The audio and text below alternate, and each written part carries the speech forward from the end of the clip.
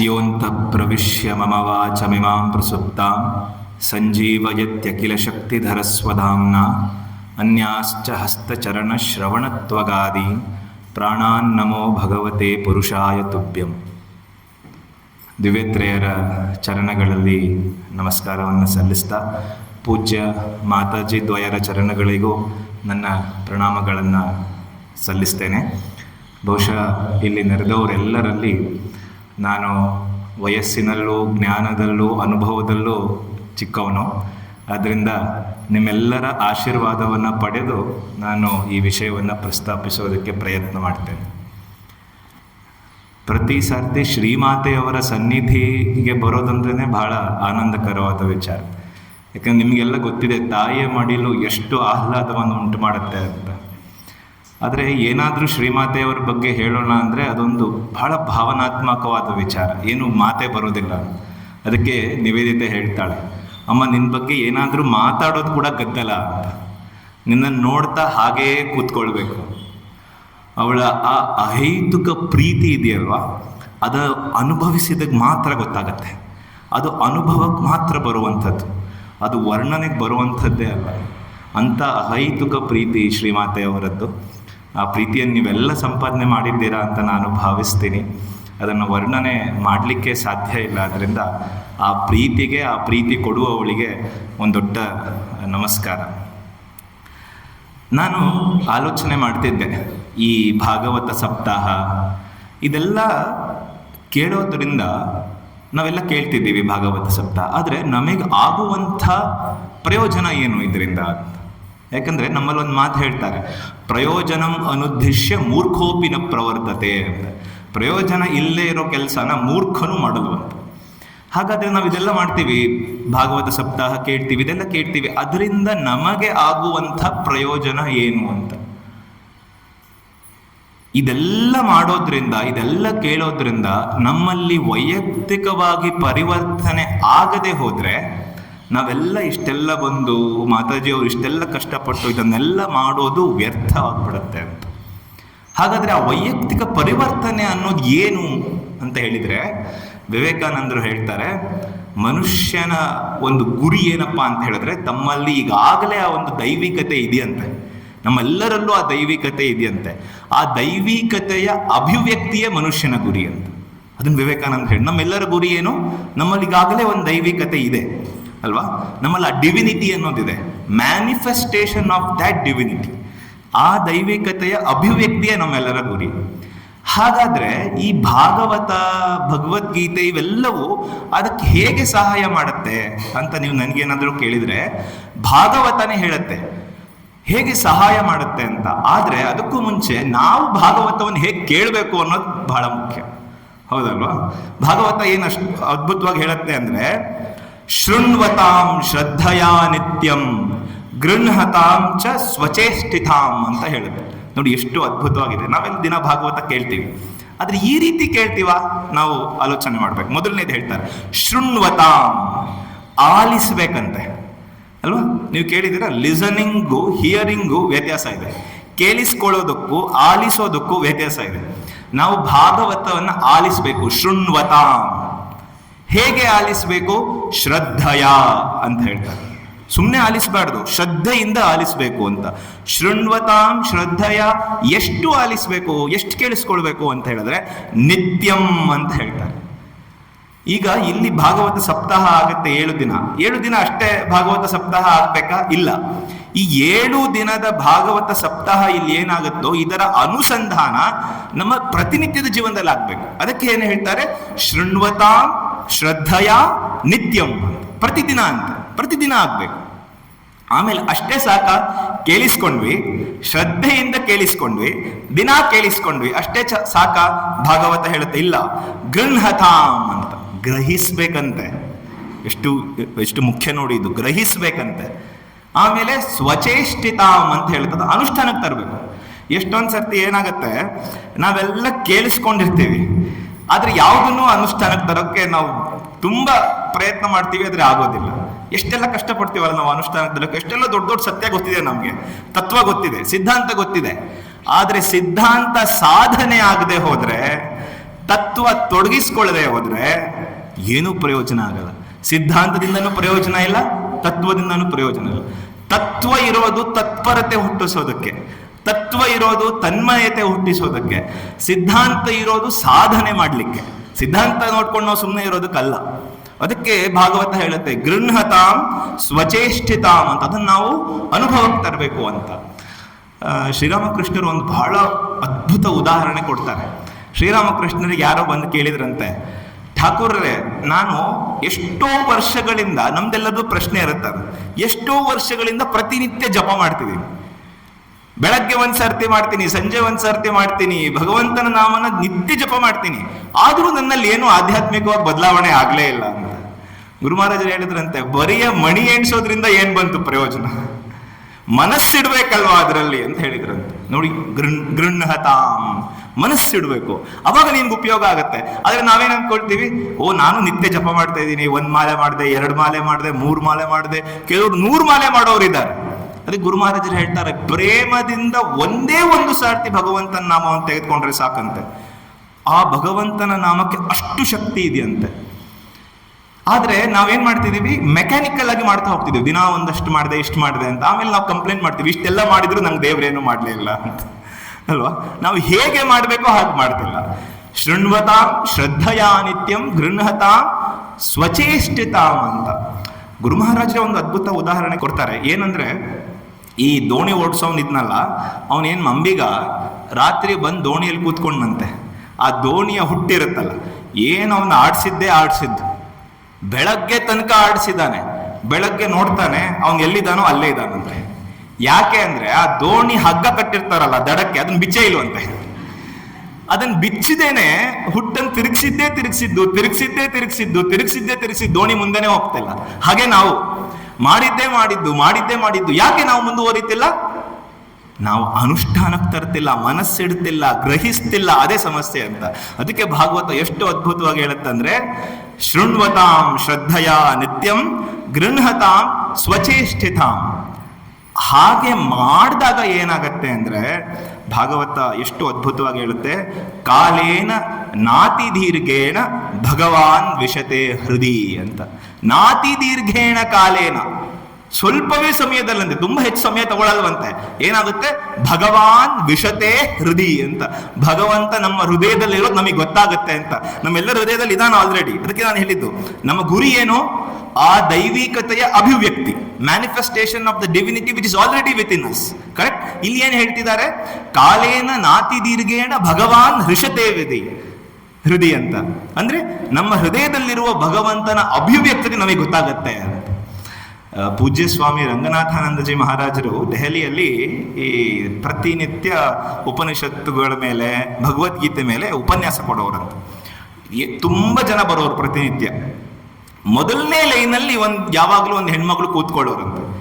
ಪ್ರತಿನಿತ್ಯ ಬರೋರಂತೆ ಅವರು, ಪ್ರತಿನಿತ್ಯ ಮೊದಲನೇ ಲೈನಲ್ಲಿ. ರಂಗನಾಥಾನಂದರಿಗೆ ಬಹಳ ಖುಷಿ ಆಯ್ತು. ಆ ಹೆಣ್ಮಕ್ಳಿಗೆ ಹೋಗಿ ಕೇಳೋರಂತೆ, ಏನಮ್ಮ ಹೇಗನ್ನಿಸ್ತು ಉಪನ್ಯಾಸ ಅಂತ. ತುಂಬಾ ಚೆನ್ನಾಗಿ ಅನ್ನಿಸ್ತು ಸ್ವಾಮೀಜಿ, ತುಂಬಾ ಚೆನ್ನಾಗಿ ಅನ್ನಿಸ್ತು. ಏನ್ ಅರ್ಥ ಆಯ್ತು? ನಮ್ಗೇನ್ ಅರ್ಥ ಆಗ್ಬೇಕು ಸ್ವಾಮೀಜಿ, ನೀವ್ ಹೇಳಿದ ವೇದಾಂತಗಳು ಅಂತ ಹೇಳಿದ್ರು.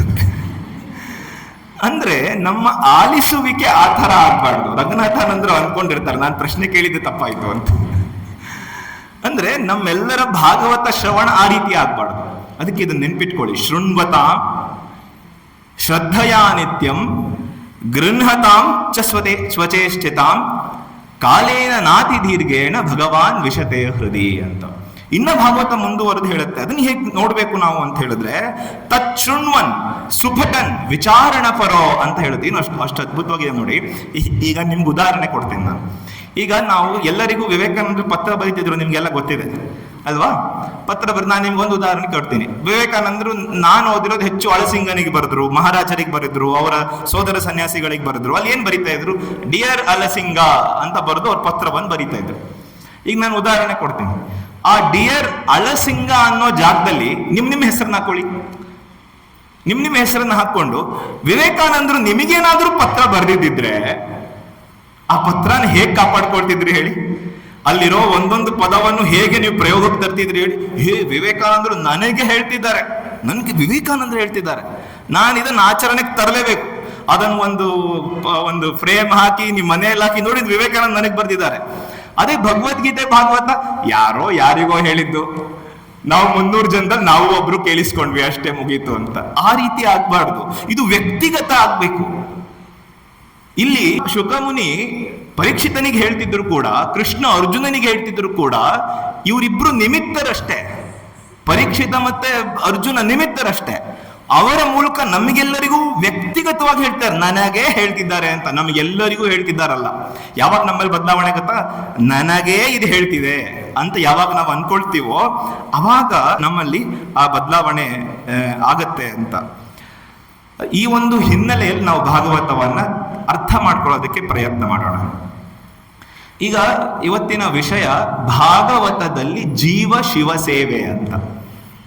ನಿಮ್ಗೆಲ್ಲರಿಗೂ, ನೀವೆಲ್ಲ ರಾಮಕೃಷ್ಣ ಸಂಪ್ರದಾಯಕ್ಕೆ ಸ್ವಲ್ಪ ಪರಿಚಯ ಆದ್ರಿಂದ ನಿಮಗೆ ಜೀವ ಶಿವ ಸೇವೆ ಅನ್ನೋದು ಕಿವಿಗಾದ್ರೂ ಬಿದ್ದಿರುತ್ತೆ. ಜೀವ ಶಿವ ಸೇವೆ ನಮ್ಮ ಶಾಸ್ತ್ರಗಳಲ್ಲಿ ತುಂಬಾ ಮುಂಚೆಯಿಂದನೂ ಹೇಳಿತ್ತು. ಗೀತೆಯಲ್ಲಿ ಹೇಳಿತ್ತು, ಉಪನಿಷತ್ತುಗಳಲ್ಲಿ ಹೇಳಿತ್ತು, ಭಾಗವತದಲ್ಲಿ ಹೇಳಿತ್ತು. ಆದ್ರೆ ಎಲ್ಲೂ ನಮಗೆ ಅದನ್ನ ಹೆಚ್ಚಾಗಿ ಪ್ರಚಾರ ಪಡಿಸಿದವರಿಲ್ಲ. ಆದ್ರೆ ಮೊಟ್ಟ ಮೊದಲ ಬಾರಿಗೆ ಈ ಜೀವ ಶಿವ ಸೇವೆಯನ್ನ ಹೆಚ್ಚಾಗಿ ಪ್ರಚಾರ ಮಾಡಿದವರು ಆಧುನಿಕ ಜಗತ್ತಿಗೆ ಶ್ರೀರಾಮಕೃಷ್ಣರು ಮತ್ತೆ ಸ್ವಾಮಿ ವಿವೇಕಾನಂದರು ಅಂತ. ಶ್ರೀರಾಮಕೃಷ್ಣರ ಜೀವನದಲ್ಲಿ ಒಂದು ಘಟನೆ ಬರುತ್ತೆ. ಏನು ಅದ್ಭುತ ಘಟನೆ ಇದೆ ಅಂತ ಹೇಳಿದ್ರೆ, ಶ್ರೀರಾಮಕೃಷ್ಣರು ದಕ್ಷಿಣೇಶ್ವರದ ತಮ್ಮ ಕೋಣೆಯಲ್ಲಿ ಕೂತಿರ್ಬೇಕಾದ್ರೆ ವೈಷ್ಣವ ಭಕ್ತನ ಲಕ್ಷಣಗಳನ್ನ ಶ್ರೀರಾಮಕೃಷ್ಣರು ಚರ್ಚೆ ಮಾಡ್ತಾ ಇರ್ತಾರೆ. ಏನು ವೈಷ್ಣವ ಭಕ್ತನ ಲಕ್ಷಣ? ನಾಮೇ ರುಚಿ, ವೈಷ್ಣವ ಸೇವಾ, ಜೀವದಯ ಅಂತ 3 ಲಕ್ಷಣಗಳಿರುತ್ತಂತೆ. ಹೀಗೆ ಹೇಳ್ತಿರ್ಬೇಕಾದ್ರೆ ಅವ್ರು ನಾಮೇ ರುಚಿ, ವೈಷ್ಣವ ಸೇವಾ, ಜೀವದಯಾ ಅಂತ ಹೇಳ್ತಿರ್ಬೇಕಾದ್ರೆ ಅವ್ರು ಸಮಾಧಿಗೆ ಏರ್ಬಿಟ್ರು. ಮುಂದೆ ಮಾತನಾಡ್ಲಿಕ್ಕೆ ಆಗ್ಲಿಲ್ಲ ಅವರಿಗೆ. ಸ್ವಲ್ಪ ಹೊತ್ತಾದ್ಮೇಲೆ ಆ ಸಮಾಧಿಯಲ್ಲೇ ಗುರು ಮಹಾರಾಜರು ಉತ್ತರ ಕೊಟ್ರು. ಏನು? ಜೀವ ದಯೆಯ? ನೀನು ದಯೆ ತೋರಿಸೋದಕ್ಕೆ ಅರ್ಹನ? ನೀನೇ ಮೊದಲು ಕನಿಷ್ಠನಾಗಿದ್ಯಾ, ನಿನಗೆ ಇನ್ನೊಬ್ರು ದಯೆ ತೋರಿಸ್ಬೇಕು. ನೀನು ಇನ್ನೊಬ್ರಿಗೆ ದಯೆ ತೋರಿಸೋದಕ್ಕೆ ಸಾಧ್ಯನಾ? ಓ ಮನುಷ್ಯ, ಜೀವ ದಯೆ ಅಲ್ಲ, ಅದನ್ನ ಬದಲು ಮಾಡ್ಕೋ, ಅದು ಜೀವ ಸೇವೆ ಆಗ್ಬೇಕು ಅಂತ. ಏನು ಅದ್ಭುತ ಮಾತು ನೋಡಿ. ಜೀವ ದಯೆ ಅಲ್ಲ, ಜೀವ ಸೇವೆ ಆಗ್ಬೇಕು ಅಂತ ಶ್ರೀರಾಮಕೃಷ್ಣರು ಹೇಳಿದ್ರಂತೆ. ಇದನ್ನೆಲ್ಲ ಕೇಳಿಸ್ಕೊಳ್ತಿದ್ದವರಲ್ಲಿ ನರೇಂದ್ರನು ಕೂತಿದ್ದ ಅಲ್ಲಿ. ನರೇಂದ್ರ ಹೊರಗಡೆ ಬಂದು ಹೇಳಿದ್, ನಾನು ಇವತ್ತು ನನ್ನ ಜೀವನದಲ್ಲಿ ಹೊಸ ಬೆಳಕನ್ನು ಕಂಡೆ. ನನಗೇನಾದ್ರೂ ಭಗವಂತ ಅವಕಾಶ ಕೊಟ್ರೆ ಇವತ್ತು ಗುರು ಮಹಾರಾಜರು ಏನು ಸತ್ಯವನ್ನು ಹೇಳಿದ್ದಾರೋ ಅದನ್ನ ಇಡೀ ಜಗತ್ತಿಗೆ ಪ್ರಚಾರ ಮಾಡ್ತೀನಿ ನಾನು ಅಂತ ಹೇಳಿದ್ರಂತೆ. ಏನು ಅದ್ಭುತವಾದ ನೋಡಿ. ವಿವೇಕಾನಂದರು ಹೇಳ್ತಾರೆ, ನನ್ನ ಜೀವನಕ್ಕೆ ಹೊಸ ಬೆಳಕನ್ನು ಇವತ್ತು ನಾನು ನೋಡಿದೆ ಅಂತ. ಏನೋದು? ಜೀವ ಶಿವ ಸೇವೆ ಅಂತ. ಅದನ್ನ ಶ್ರೀರಾಮಕೃಷ್ಣರು, ನಾನು ಅವಾಗಲೇ ಹೇಳಿದೆ, ಸಿದ್ಧಾಂತ ಸಾಧನೆ ಆಗ್ಬೇಕು ಅಂತ ಅಲ್ವಾ? ತತ್ವ ಇರೋದು ತೊಡಗಿಸ್ಕೊಳ್ಳೋದಕ್ಕೆ ಅಲ್ವಾ? ಆದ್ರೆ ಇಲ್ಲಿ ನೋಡಿ, ಗುರು ಮಹಾರಾಜರು ಅಷ್ಟೇ ಇದನ್ನ ಬರೀ ಸಿದ್ಧಾಂತವಾಗಿ ಹೇಳಿ ಬಿಡ್ಲಿಲ್ಲ, ಅದನ್ನ ತಮ್ಮ ಜೀವನದಲ್ಲಿ ತೊಡಗಿಸ್ಕೊಂಡ್ರು. ಹೇಗೆ ತೊಡಗಿಸ್ಕೊಂಡ್ರು? ಅದ್ಭುತ ಘಟನೆಗಳು ನೀವು ದಿವ್ಯತ್ರೇಯರ ಜೀವನದಲ್ಲಿ ನೋಡ್ಬೋದು. ಮಥುರಾ ಬಾಬು ನಿಮ್ಗೆಲ್ಲ ಗೊತ್ತಿರುತ್ತೆ, ರಾಣಿ ರಾಸಮಣಿಯ ಅಳಿಯ, ಕಾಳಿ ದೇವಸ್ಥಾನದ ಒಡೆಯ. ಇವನು ಒಂದ್ಸರ್ತಿ ವೈದ್ಯನಾಥಕ್ಕೆ ಎಲ್ಲರನ್ನೂ ತೀರ್ಥಯಾತ್ರೆ ಕರ್ಕೊಂಡು ಹೋಗ್ತಿರ್ತಾರೆ. ಗುರು ಮಹಾರಾಜರು ಅವರ ಸಂಗಡ ಹೋಗ್ತಿರ್ತಾರೆ. ಹೋಗ್ಬೇಕಾದ್ರೆ ದಾರಿಯಲ್ಲಿ ಒಂದು ಒಂದು ಒಂದು ಜನನಿಬಿಡವಾದಂಥ ಪ್ರದೇಶ ನೋಡ್ತಾರೆ. ಅಲ್ಲೆಲ್ಲರೂ ಬಡತನದಲ್ಲಿದ್ದಾರೆ, ಎಲ್ಲರೂ ಹಸಿವಿನಿಂದ ನರಳ್ತಿರ್ತಾರೆ. ಉಡಕ್ ಬಟ್ಟೆ ಇರಲ್ಲ, ಊಟ ಮಾಡೋದಕ್ಕೆ ಆಹಾರ ಇರಲ್ಲ, ಏನೂ ಇರೋದಿಲ್ಲ. ಅದನ್ನು ಗುರು ಮಹಾರಾಜರು ನೋಡ್ಬಿಟ್ಟು ಮಥುರಾ ಬಾಬು ಹೇಳ್ತಾರೆ, ನೋಡು ಮಥುರಾ, ಇವ್ರೆಲ್ಲರ ಹಸಿವನ್ನ ನೀಗಿಸ್ಬೇಕು, ಇವ್ರಿಗೆಲ್ಲರಿಗೂ ಬಟ್ಟೆಯನ್ನು ಕೊಡ್ಬೇಕು, ಇವ್ರಿಗೆಲ್ಲರಿಗೂ ಸೂರ್ಯನ ವ್ಯವಸ್ಥೆ ಆಗ್ಬೇಕು, ಆಗ ಮಾತ್ರ ನಾನು ವೈದ್ಯನಾಥಕ್ಕೆ ಬರ್ತೀನಿ ಅಂತ. ಸಣ್ಣ ಮಗುವಿನ ತರ ಆಟ ಮಾಡಕ್ ಶುರು ಮಾಡ್ಬಿಡ್ತಾರೆ. ನಾನು ಯಾವುದೇ ಕಾರಣಕ್ಕೂ ಬರಲ್ಲ ಅಂತ ಹೇಳಿ ಗುರು ಮಹಾರಾಜರು ಅವ್ರ ಮಧ್ಯೆ ಕುತ್ಕೊಂಡ್ಬಿಡ್ತಾರೆ. ನೀನ್ ಇವ್ರಿಗೆಲ್ಲ ಈ ವ್ಯವಸ್ಥೆ ಮಾಡು, ಇಲ್ಲಾಂದ್ರೆ ನಾನು ಬರಲ್ಲ ಅಂತ. ಅದಕ್ಕೆ ಅವನು ಗುರು ಮಹಾರಾಜರಿಗೆ ಸಮಾಧಾನ ಮಾಡಕ್ ಪ್ರಯತ್ನ ಮಾಡ್ತಾನೆ. ಠಾಕೂರ್, ನಾವು ಹೋಗಿ ಬಂದ್ಬಿಡೋಣ, ಬನ್ನಿ ಶಿವನ್ ದರ್ಶನ ಮಾಡ್ಕೊಂಡು ಬರೋಣ, ಆಮೇಲೆ ಇದೆಲ್ಲ ಮಾಡ್ತೀನಿ ಅಂತ. ಸಾಧ್ಯನೇ ಇಲ್ಲ. ನನ್ನ ಶಿವ ಇಲ್ಲಿ ಹಸುವಿನಿಂದ ನರಳುತ್ತಿರ್ಬೇಕಾದ್ರೆ, ನನ್ನ ಶಿವ ಇಲ್ಲಿ ಬಟ್ಟೆ ಇಲ್ಲದೆ ಒದ್ದಾಡ್ತಿರ್ಬೇಕಾದ್ರೆ ಆ ದೇವಸ್ಥಾನದಲ್ಲಿ ಬಂದು ನಾನು ಶಿವನನ್ನ ಹೇಗೆ ಪೂಜೆ ಮಾಡ್ಲಿ ಅಂತ. ಏನು ಅದ್ಭುತ ಶ್ರೀರಾಮಕೃಷ್ಣರ ಭಾವ ನೋಡಿ. ಅದಕ್ಕೆ ಹೇಳುದು, ಬರೀ ಸಿದ್ಧಾಂತವಾಗಬಾರ್ದು, ಆ ಸಿದ್ಧಾಂತ ಸಾಧನೆಯಾಗಿ ಬದಲಾಗಬೇಕು. ಬರೀ ತತ್ವವಾಗಿರಬಾರ್ದು, ಆ ತತ್ಪರತೆಯನ್ನು ಹುಟ್ಟಿಸಬೇಕು. ಯಾವ ಸಿದ್ಧಾಂತವನ್ನು ಗುರು ಮಹಾರಾಜರು ಹೇಳಿದ್ರು, ಜೀವ ಶಿವ ಸೇವೆ ಅಂತ, ಆ ಸಿದ್ಧಾಂತವನ್ನು ತಾವು ಜೀವನದಲ್ಲಿ ನಡೆ ತೋರಿಸಿದ್ರು. ಅದಕ್ಕೆ ವಿವೇಕಾನಂದರು ಮುಂದೆ ನೋಡಿ ಅವ್ರು ಹೇಳ್ತಾರೆ, ನೀವು 3 ಕೋಟಿ ದೇವತೆಗಳನ್ನು ಪೂಜಿಸ್ತಿದ್ದೀರಾ, ಆದ್ರೆ ನಾನು ಹೇಳ್ತೀನಿ, ಇನ್ನೊಂದು ಸ್ವಲ್ಪ ದೇವರುಗಳನ್ನು ನಿಮ್ಮ ಜೊತೆಗೆ ಸೇರಿಸ್ಕೊಳ್ಳಿ. ದೀನ ದೇವೋಭವ, ದರಿದ್ರ ದೇವೋಭವ, ದುಃಖಿ ದೇವೋಭವ, ರೋಗಿ ದೇವೋಭವ.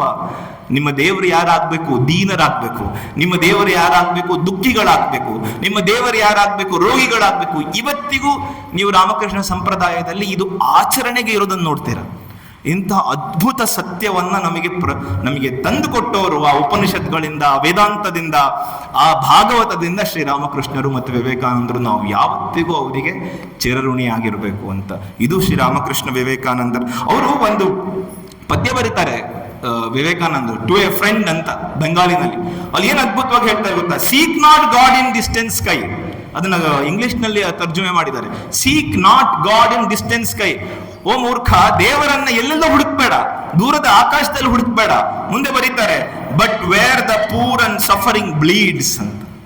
ಎಲ್ಲಿ ಬಡವರಿರ್ತಾರೋ, ಎಲ್ಲಿ ಶೋಷಿತರಿರ್ತಾರೋ ಅಲ್ಲಿ ಭಗವಂತನನ್ನ ಹುಡುಕುವಂತ. ಮತ್ತೆ ಹೇಳ್ತಾರೆ, let love and service B ದೈ ಕ್ರೀಡ್ ಅಂತ. ನಿನ್ ಕೆಲಸ ಏನಾಗ್ಬೇಕು? ಅವರಿಗೆಲ್ಲ ಪ್ರೀತಿ ಹಂಚೋದಾಗ್ಬೇಕು, ಅವ್ರಿಗೆಲ್ಲ ಸೇವೆ ಮಾಡೋದಾಗ್ಬೇಕು ಅಂತ ಹೇಳಿ ವಿವೇಕಾನಂದರು ಹೇಳ್ತಾರೆ. ಇದು ವಿವೇಕಾನಂದರು, ಶ್ರೀರಾಮಕೃಷ್ಣರು ನಮಗೆ ಕೊಟ್ಟಂತಹ ಶಿವ ಸೇವೆಯ ತತ್ವ ಅಂತ. ಈ ಶಿವ ಸೇವೆ ತತ್ವ ಹೊಸದಾಗಿ ನಮ್ಗೆ ಇವ್ರು ಕೊಡ್ಲಿಲ್ಲ. ನಾ ಹೇಳಿದ್ನಲ್ಲ, ಉಪನಿಷತ್ತುಗಳಲ್ಲಿತ್ತು, ವೇದಾಂತದಲ್ಲಿತ್ತು, ಭಾಗವತದಲ್ಲಿತ್ತು, ನಮ್ಮೆಲ್ಲ ಶಾಸ್ತ್ರಗಳಲ್ಲೂ ಇತ್ತು. ಆದ್ರೆ ಅದನ್ನ ಇದೆ ಅಂತ ತೋರಿಸಿದವರು ಇವರು. ಭಾಗವತದಲ್ಲಿ ಈ ತತ್ವ, ಶಿವ ಸೇವೆಯ ತತ್ವ ಭಾಗವತದ 3ನೇ ಸ್ಕಂದದ 25ನೇ ಅಧ್ಯಾಯದಿಂದ 29ನೇ ಅಧ್ಯಾಯದವರೆಗೂ ಈ ಒಂದು ಶಿವ ಸೇವೆ ತತ್ವವನ್ನ ವರ್ಣಿಸಿದೆ ಭಾಗವತದಲ್ಲಿ. ಈ ತತ್ವವನ್ನ ಕಪಿಲೋಪದೇಶ ಅಂತ ಹೇಳ್ತಾರೆ. ಆ ಕಪಿಲೋಪದೇಶದ ಒಂದು ಭಾಗದಲ್ಲಿ ಈ ಶಿವ ಸೇವೆ ತತ್ವವನ್ನ ಭಾಗವತ ಹೆಚ್ಚು ಒತ್ತು ಕೊಟ್ಟು ವರ್ಣಿಸುತ್ತೆ. ಅತ್ಯಂತ ಸುಂದರವಾಗಿ ವರ್ಣನೆ ಆಗಿದೆ. ನಿಮ್ಗೆ ಇದರ ಹಿನ್ನೆಲೆಯ ಒಂದು ಹೇಳ್ಬಿಡ್ತೀನಿ. ಹಿನ್ನೆಲೆ ನಮಗೆ ಕತೆ ಗೊತ್ತಾಗ್ಬೇಕಲ್ಲ, ಯಾಕಂದ್ರೆ ನಮಗೆ ತತ್ವ ಅದನ್ನ ಮುಂದೆ ಹೋಗೋಕ್ಕಿಂತ ಇದು ಹೇಗಾಯ್ತು, ಯಾಕೆ ಬಂತು ಅಂತ ನಿಮ್ಗೆಲ್ಲ ಪ್ರಶ್ನೆ ಇದ್ದಿರ್ಬೇಕು. ಆ ಪ್ರಶ್ನೆಗೆ ನಾವು ಉತ್ತರ ನೋಡ್ಕೊಂಡು ನಾವು ಮುಂದೆ ಹೋಗೋಣ. ಈ ಬ್ರಹ್ಮನ ಮಾನಸ ಪುತ್ರರಲ್ಲಿ ಒಬ್ಬರಾದಂತಹ ಕರ್ದಮ ಮುನಿಗಳು ಅತ್ಯಂತ ಘೋರ ತಪಸ್ಸನ್ನ ಮಾಡ್ತಾರೆ. ವಿಷ್ಣು ಅವರ ತಪಸ್ಸಿಗೆ ಮೆಚ್ಚಿ ಪ್ರತ್ಯಕ್ಷನಾಗ್ತಾನೆ. ವಿಷ್ಣು ಪ್ರತ್ಯಕ್ಷನಾಗಿ ಹೇಳ್ತಾನೆ, ನಿನ್ನ ತಪಸ್ಸಿಗೆ ನಾನು ಮೆಚ್ಚಿದ್ದೇನೆ, ನಾನು ನಿನ್ನ ಮಗನಾಗಿ ಹುಟ್ಟುತ್ತೇನೆ, ಅದು ನಾನು ನಿನಗೆ ಕೊಡುವಂತಹ ವರ ಅಂತ ಕರ್ದಮ ಮುನಿಗೆ ಆಶೀರ್ವಾದ ಮಾಡಿ ಹೇಳ್ತಾರೆ. ನೋಡು, ನೀನು ಹಿಂತಿರುಗು, ಸರಸ್ವತಿ ನದಿ ತೀರದಲ್ಲಿ ಅವರು ತಪಸ್ಸನ್ನ ಆಚರಿಸ್ತಿರ್ತಾರೆ, ನೀನು ನಿನ್ನ ಒಂದು ಇದಕ್ಕೆ ಹಿಂತಿರುಗು, ನಿನ್ನ ಮನೆಗೆ ಹಿಂತಿರುಗು. ಆಗ ಸ್ವಯಂಭೂ ಮನು ತನ್ನ ಮಗಳನ್ನ ಕರ್ಕೊಂಡು ಬಂದು ನಿನಗೆ ವಿವಾಹ ಮಾಡ್ತಾನೆ. ಅವಳ ಮಗಳನ್ನ ಕೊಟ್ಟು ನಿನಗೆ ವಿವಾಹ ಮಾಡ್ತಾನೆ. ನಿಮ್ಮಿಬ್ಬರಿಗೆ ನಾನೇ ಮಗುವಾಗಿ ಹುಟ್ಟುತ್ತೀನಿ ಅಂತ ಭಗವಾನ್ ವಿಷ್ಣು ಆಶೀರ್ವಾದ ಮಾಡಿ ಕಳಿಸ್ತಾನೆ. ಕರ್ದಮ ಮುನಿಗಳು ಅವರು ತಮ್ಮ ಕುಟೀರಕ್ಕೆ ಬರ್ತಾರೆ, ತಮ್ಮ ಆಶ್ರಮಕ್ಕೆ ಬರ್ತಾರೆ. ಭಗವಂತ ಹೇಳಿದ ಹಾಗೆ ಸ್ವಯಂಭೂ ಮನು ತನ್ನ ಮಗಳಾದ ದೇವಹೂತಿಯನ್ನ ಕರ್ದಮ ಮುನಿಗಳ ಜೊತೆ ಕೊಟ್ಟು ವಿವಾಹ ಮಾಡ್ತಾರೆ. ಆ ಕರ್ದಮ ಮುನಿ ಮತ್ತು ದೇವಹೂತಿಗೆ ಹುಟ್ಟಿದಂಥ ಸಂತಾನವೇ ಕಪಿಲ ವಾಸುದೇವ ಅಂತ, ಕಪಿಲ ಮುನಿಗಳು ಅಂತ ನಾವು ಕರಿತೀವಿ. ಈ ಕಪಿಲನ ಜನನವಾದ ಮೇಲೆ ಒಂದು ಸ್ವಲ್ಪ ವರ್ಷಗಳು ಬೆಳೆದ ಮೇಲೆ ಕರ್ದಮ ಮುನಿಗಳಿಗೆ ಮತ್ತೆ ವೈರಾಗ್ಯ ಬರುತ್ತೆ. ಅವರು ಹೇಗಿದ್ರು ಕಪಿಲ ತಾಯಿಯನ್ನ ನೋಡ್ಕೊಳ್ತಾನೆ ಅಂತ ಕಪಿಲನು ಮಾತು ಕೊಡ್ತಾನೆ, ನೀನು ಹೋಗು, ನಿನ್ನ ಸಾಧನೆಗೆ ಹೋಗು, ನಾನು ತಾಯಿಯನ್ನ ನೋಡ್ಕೊಳ್ತೀನಿ ಅಂತ ಹೇಳಿ ಕರ್ದಮರು ಮತ್ತೆ ಸಾಧನೆಗೆ ಹೋಗ್ಬಿಡ್ತಾರೆ, ಮತ್ತೆ ತಪಸ್ಸಾಚರಣೆಗೆ ಹೋಗ್ಬಿಡ್ತಾರೆ. ಇಲ್ಲಿ ಕಪಿಲ ಮತ್ತೆ ದೇವಹೂತಿ ಇಬ್ಬರೇ ಆಗ್ತಾರೆ. ದೇವಹೂತಿಗೆ ಈ ಸಮಯದಲ್ಲಿ ವೈರಾಗ್ಯ ಬರುತ್ತೆ. ನೋಡಿ, ಇದಕ್ಕೆ ವೈರಾಗ್ಯ ಬರೋದು ಅಂತ ಹೇಳಿದ್ರೆ ನಮ್ಗೆಲ್ಲ ಯಾವಾಗಲೂ ಏನೇನೋ ಅನ್ಕೊಂಡ್ಬಿಡ್ತೀವಿ, ನಮಗೂ ವೈರಾಗ್ಯ ಬಂದಿದೆ ಅಂತ. ಅಲ್ಲ, ವೈರಾಗ್ಯ 2-3 ತರ ಇದೆ ಅಂತೆ. ಸ್ಮಶಾನ ವೈರಾಗ್ಯ, ಪ್ರಸೂತಿ ವೈರಾಗ್ಯ ಅಂತ, ಆ ತರ ಅಭಾವ ವೈರಾಗ್ಯ ಅಂತಲ್ಲ. ನಾವು ಅದನ್ನೇ ನಿಜ ವೈರಾಗ್ಯ ಅಂತ ತಿಳ್ಕೊಳ್ತೀವಿ. ಇಲ್ಲ, ನಿಜ ವೈರಾಗ್ಯ ಬೇರೆ ಇದೆ. ನಿಮ್ ನೋಡಿ, ಸ್ಮಶಾನ ವೈರಾಗ್ಯ ಎಷ್ಟು ಚೆನ್ನಾಗಿದೆ ಅಂದ್ರೆ, ಯಾರಾದ್ರೂ ಒಬ್ರು ತೀರ್ಕೊಂಡ್ಬಿಟ್ಟಿದೆ ನಿಮ್ಗೆ ಹತ್ತಿರದವರು, ನೀವು ಅಲ್ಲಿ ಸ್ಮಶಾನದಲ್ಲಿ ಎಲ್ಲ ಮುಗಿಸೋವರೆಗೂ ನಿಮ್ ಮನ್ಸಲ್ಲಿ ಏನಿರುತ್ತೆ ಗೊತ್ತಾ? ಜೀವನ ಇಷ್ಟೇ ನಮ್ಗೆ, ಇನ್ನೇನ್ ಆಸೆ ಪಡೋದು, ಇನ್ನೇನ್ ಕೆಲಸ ಮಾಡೋದು ಈಗ ಅನಿಸ್ತಿರುತ್ತೆ. ಮತ್ತೊಂದು 2 ದಿನ ಕಳೀಲಿ, ಮತ್ತೆಲ್ಲ ಆಸೆಗಳು ಚಿಗುರು ಹುಡ್ತಿರುತ್ತೆ. ಇದನ್ನ ಸ್ಮಶಾನ ವೈರಾಗ್ಯ ಅಂತಾರೆ. ಅಂದ್ರೆ ಸ್ಮಶಾನದಿಂದ ಹೊರಗಡೆ ಬರೋವರೆಗೂ ಅಷ್ಟೇ ಅಂತ. 2ನೇದು ಪ್ರಸೂತಿ ವೈರಾಗ್ಯ ಅಂತಾರೆ. ಒಂದು ತಾಯಿ ಮಗುವನ್ನ ಜನ್ಮ ಕೊಡ್ಬೇಕಾದ್ರೆ ಅತ್ಯಂತ ನೋವನ್ನ ಸಹಿಸ್ತಾಳಂತೆ.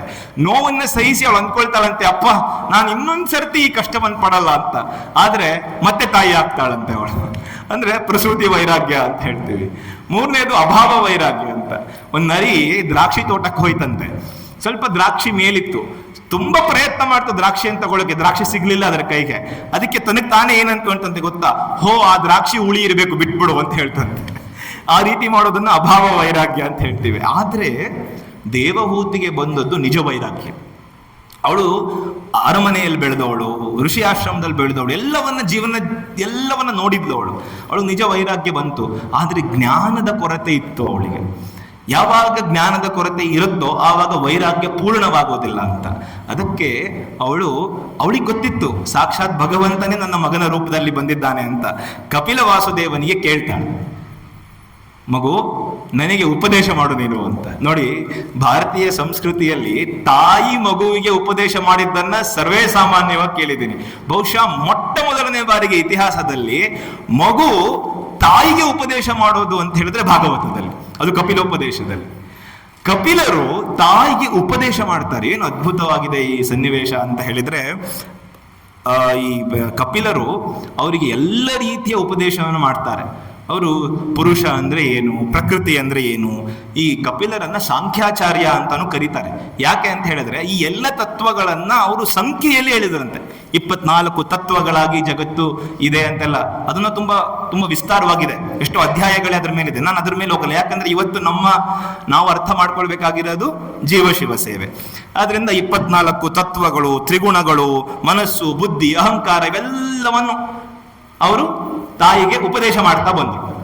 ಈಗ ನೋಡಿ, ನಾನು ಮೊದಲಿನಿಂದ ನಿಮ್ಗೆ ಹೇಳ್ತಿದ್ದೆ, ಸಿದ್ಧಾಂತ ಏನಾಗ್ಬೇಕು, ಸಾಧನೆ ಆಗ್ಬೇಕು ಅಂತ. ಹೌದಾ? ಇಷ್ಟೆಲ್ಲ ಸಿದ್ಧಾಂತವನ್ನ ಹೇಳಿದ ಮೇಲೆ ದೇವಹೂತಿ ಮಗನಿಗೆ ಪ್ರಶ್ನೆ ಮಾಡ್ತಾಳೆ, ಅಪ್ಪ ನೀ ಇಷ್ಟೆಲ್ಲ ಹೇಳಿದ್ಯಲ್ಲ, ಈ ಸಿದ್ಧಾಂತದ ಗುರಿ ಏನು, ಈ ಸಿದ್ಧಾಂತದ ಸಾಧನೆ ಗುರಿ ಅದನ್ನು ಹೇಳಪ್ಪ ನೀನು. ಈ ಸಿದ್ಧಾಂತವನ್ನ ನಾವು ಜೀವನದಲ್ಲಿ ಸಾಧಿಸೋದು ಹೇಗೆ? ಸಿದ್ಧಾಂತವನ್ನು ಹೇಳಿದೆ, ತುಂಬಾ ಚೆನ್ನಾಗಿತ್ತು ಕೇಳಲಿಕ್ಕೆ, ನನಗೆ ಬಹಳ ಖುಷಿ ಆಯ್ತು. ಆದ್ರೆ ಈ ಸಿದ್ಧಾಂತ ಸಾಧನೆಗೆ ಬರ್ಬೇಕಲ್ಲ, ಇದು ಹೇಗೆ ಅಂತ ಹೇಳು ಅಂತ ಹೇಳಿದಾಗ ಕಪಿಲ ವಾಸುದೇವ ಭಕ್ತಿಯೋಗ ಅನ್ನೋದನ್ನ ಉಪದೇಶ ಮಾಡ್ತಾನೆ ತಾಯಿಗೆ. ನಮ್ಗೆಲ್ಲ ಇದೇನಂದ್ರೆ ಭಕ್ತಿ ಯೋಗ ಅಂದ್ರೆ ನಮಗ್ ಸಂಬಂಧಪಟ್ಟಿದ್ದಲ್ಲ, ಇದೇನೋ ತುಂಬಾ ಹೆಚ್ಚಾಯ್ತಲ್ಲ. ನಮಗೆ ಸಾಮಾನ್ಯರಿಗೆ ಪ್ರತಿನಿತ್ಯ ಬೇಕಾಗಿರುವಂತದ್ದನ್ನ ಕಪಿಲ ಹೇಳ್ತಾರೆ ತಾಯಿಗೆ. ಭಕ್ತಿ ಯೋಗವನ್ನು ಉಪದೇಶ ಮಾಡಿ ನೋಡಿ, ಈ ನಮ್ಗೆ ಏನಾಗುತ್ತೆ ಅಂದ್ರೆ, ನಮಗೆ ಈ ಸಿದ್ಧಾಂತ ಗೊತ್ತಿರುತ್ತೆ. ನಾವು ನೋಡಿ ದೇವಹೂತಿ ತರ ನಾವು ಪ್ರಶ್ನೆನೇ ಕೇಳಲ್ಲ ಎಷ್ಟೊಂದ್ಸತಿ. ತುಂಬಾ ಚೆನ್ನಾಗಿ ಭಾಗವತ ಆಯ್ತಪ್ಪ, ಇವತ್ತು ತುಂಬಾ ಚೆನ್ನಾಗಿ ಮಾತಾಡಿದ್ರು, ಆದ್ರೆ ನನ್ನ ಜೀವನದಲ್ಲಿ ಅಳವಡಿಸ್ಕೊಂಡೆ ಏನೂ ಇಲ್ಲ ಅಲ್ವಾ? ಆ ಥರ ಆಗ್ಬಾರ್ದಂತೆ. ಈ ಒಬ್ಬ ರಾಜ ಇದ್ನಂತೆ. ರಾಜ ಜ್ಞಾನ ಪಡಿಬೇಕು ಅಂತ ರಾಣಿಗೆ ಬಹಳ ಆಸೆ ಇತ್ತು. ರಾಣಿ ಏನ್ ಮಾಡಿದ್ಲು, ರಾಜನಿಗೆ ಹೇಳಿದ್ರು, ನೀನ್ ಹೋಗಿ ಗುರುಗಳ ಹತ್ರ ಜ್ಞಾನ ಸಂಪಾದನೆ ಮಾಡ್ಕೊಂಡು ಬಾ ಅಂತ. ರಾಜ ಗುರುಗಳ ಹತ್ರ ಹೋದ್ರು. ಗುರುಗಳು ಅವರಿಗೆ ರಾಜನಿಗೆ ಉಪದೇಶ ಮಾಡೋದು, ನೋಡು ರಾಜಂ ಸರ್ವಂ ಖಲ್ವಿದಂ ಬ್ರಹ್ಮ, ಎಲ್ಲರಲ್ಲೂ ಬ್ರಹ್ಮ ಇದ್ದಾನೆ ಅಂತ ಹೇಳಿದ್ರು. ರಾಜ ಸಿದ್ಧಾಂತವನ್ನೇನೋ ಕೇಳ್ದ, ಮನೆಗೆ ಬಂದ. ನೋಡಿ, ಸಿದ್ಧಾಂತ ಸಾಧನೆ ಆಗದೆ ಇದ್ರೆ ಏನ್ ಎಡವಟ್ಟಾಗತ್ತೆ ಅಂತ. ಮನೆಗೆ ಬಂದ್ ರಾಣಿಗೆ ಹೇಳ್ದ, ನೋಡು ನಾನು ಗುರುಗಳ ಹತ್ರ ಜ್ಞಾನ ಸಂಪಾದನೆ ಮಾಡ್ಕೊಂಡು ಬಂದಿದ್ದೀನಿ. ಏನು, ಎಲ್ಲರಲ್ಲೂ ಬ್ರಹ್ಮ ಇದ್ದಾನೆ, ಎಲ್ಲರೂ ಭಗವಂತನ ಸ್ವರೂಪರು ಅಂತ ಹೇಳಿದ್ದಾನೆ.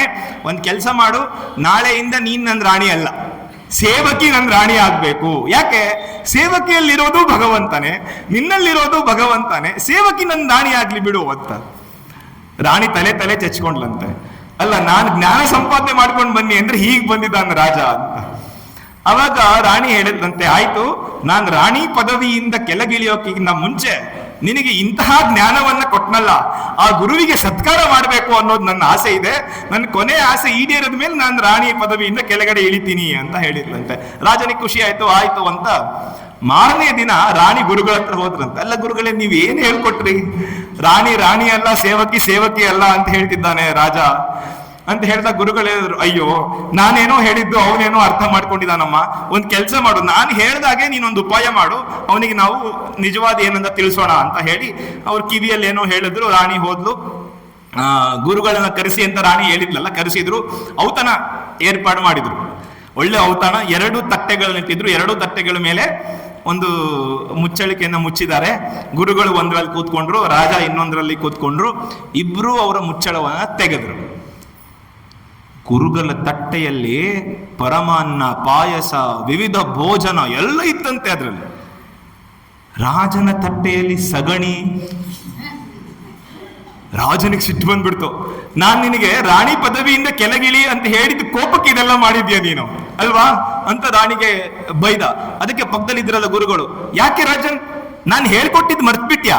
ಸರ್ವಂ ಕಲ್ವಿದಂ ಬ್ರಹ್ಮ, ಈ ಪರಮಾನ್ನ ಪಾಯಸದಲ್ಲಿರೋದು ಬ್ರಹ್ಮನೇ, ಆ ಸಗಣಿಯಲ್ಲಿರೋದು ಬ್ರಹ್ಮನೇ, ತಿನ್ನು ಅದನ್ನ ಅಂತ ಹೇಳಿದ್ರಂತ. ನೋಡಿ, ಅದಕ್ಕೆ ಸಿದ್ಧಾಂತ ಸಾಧನೆ ಆಗದೆ ಇದ್ರೆ ಏನ್ ಸಮಸ್ಯೆ ಆಗುತ್ತಂತ. ಅವಾಗ ರಾಜ ಹೇಳದ್ನಂತೆ, ಹೌದಾ ನಾನ್ ತಿನ್ಬೇಕಾ? ಹಾಗಾದ್ರೆ ಗುರುಗಳೇ ನೀವೇ ಹೇಳ್ಕೊಟ್ಟಿದ್ದು ಸಗಣಿಯಲ್ಲಿರೋದು ಬ್ರಹ್ಮ, ಪರಮಾನದಲ್ಲಿರೋದು ಬ್ರಹ್ಮ, ನೀವು ತಿನ್ ತೋರಿಸಿ ಅಂತ ಹೇಳಿದ್ನಂತೆ. ಗುರುಗಳು ಏನ್ ಮಾಡಿದ್ರಂತೆ ಗೊತ್ತಾ? ಯಾಕೆ? ಗುರುಗಳಿಗೆ ಸಿದ್ಧಾಂತ ಸಾಧನೆ ಆಗ್ಬಿಟ್ಟಿತ್ತು. ಗುರುಗಳು ಏನ್ ಮಾಡಿದ್ರಂತೆ, ಒಂದೇ ನಿಮಿಷದಲ್ಲಿ ಹಂದಿಯ ರೂಪವನ್ನು ತೆಗೆದುಕೊಂಡ್ರಂತೆ. ಹಂದಿಯ ರೂಪವನ್ನು ತೆಗೆದು ಒಬ್ಬ ಮನುಷ್ಯ ಪಾಯಸವನ್ನು ಎಷ್ಟು ಆಸ್ವಾದಿಸಿ ತಿಂತಾನೋ ಅಷ್ಟೇ ಆಸ್ವಾದಿಸಿ ಆ ಹಂದಿ ಸಗಣಿಯನ್ನು ತಿಂದ್ಬಿಡ್ತಂತೆ. ತಿಂದ್ಬಿಟ್ಟು ವಾಪಸ್ ಗುರುಗಳ ರೂಪದಲ್ಲಿ ಬಂದು ಗುರುಗಳು ಹೇಳಿದಂತೆ, ರಾಜನ್ ನೀನ್ ಮಾಡಿ ತೋರಿಸಿ ಇವಾಗ ಅಂತ. ರಾಜ ಸಾಧ್ಯ ಇಲ್ಲ ಅಂತ ಅಂದ. ಯಾಕೆ? ರಾಜನಿಗೆ ಬರೀ ಸಿದ್ಧಾಂತವಾಗಿತ್ತು, ಗುರುಗಳಿಗೆ ಸಾಧನೆಯಾಗಿತ್ತು ಅಂತ. ನೋಡಿ, ನಾವೆಲ್ಲರೂ ಎಷ್ಟೋ ಸಿದ್ಧಾಂತಗಳನ್ನು ಕೇಳ್ತೀವಿ, ಎಷ್ಟೋ ತತ್ವಗಳನ್ನು ಕೇಳ್ತೀವಿ. ಯಾವಾಗ ಅದು ನಮ್ಮ ಜೀವನದೊಳಗೆ ಇಳಿಯಲ್ವಲ್ಲ, ಅವಾಗ ಈ ರೀತಿ ಎಲ್ಲ ಸಮಸ್ಯೆ ಆಗತ್ತೆ ಅಂತ.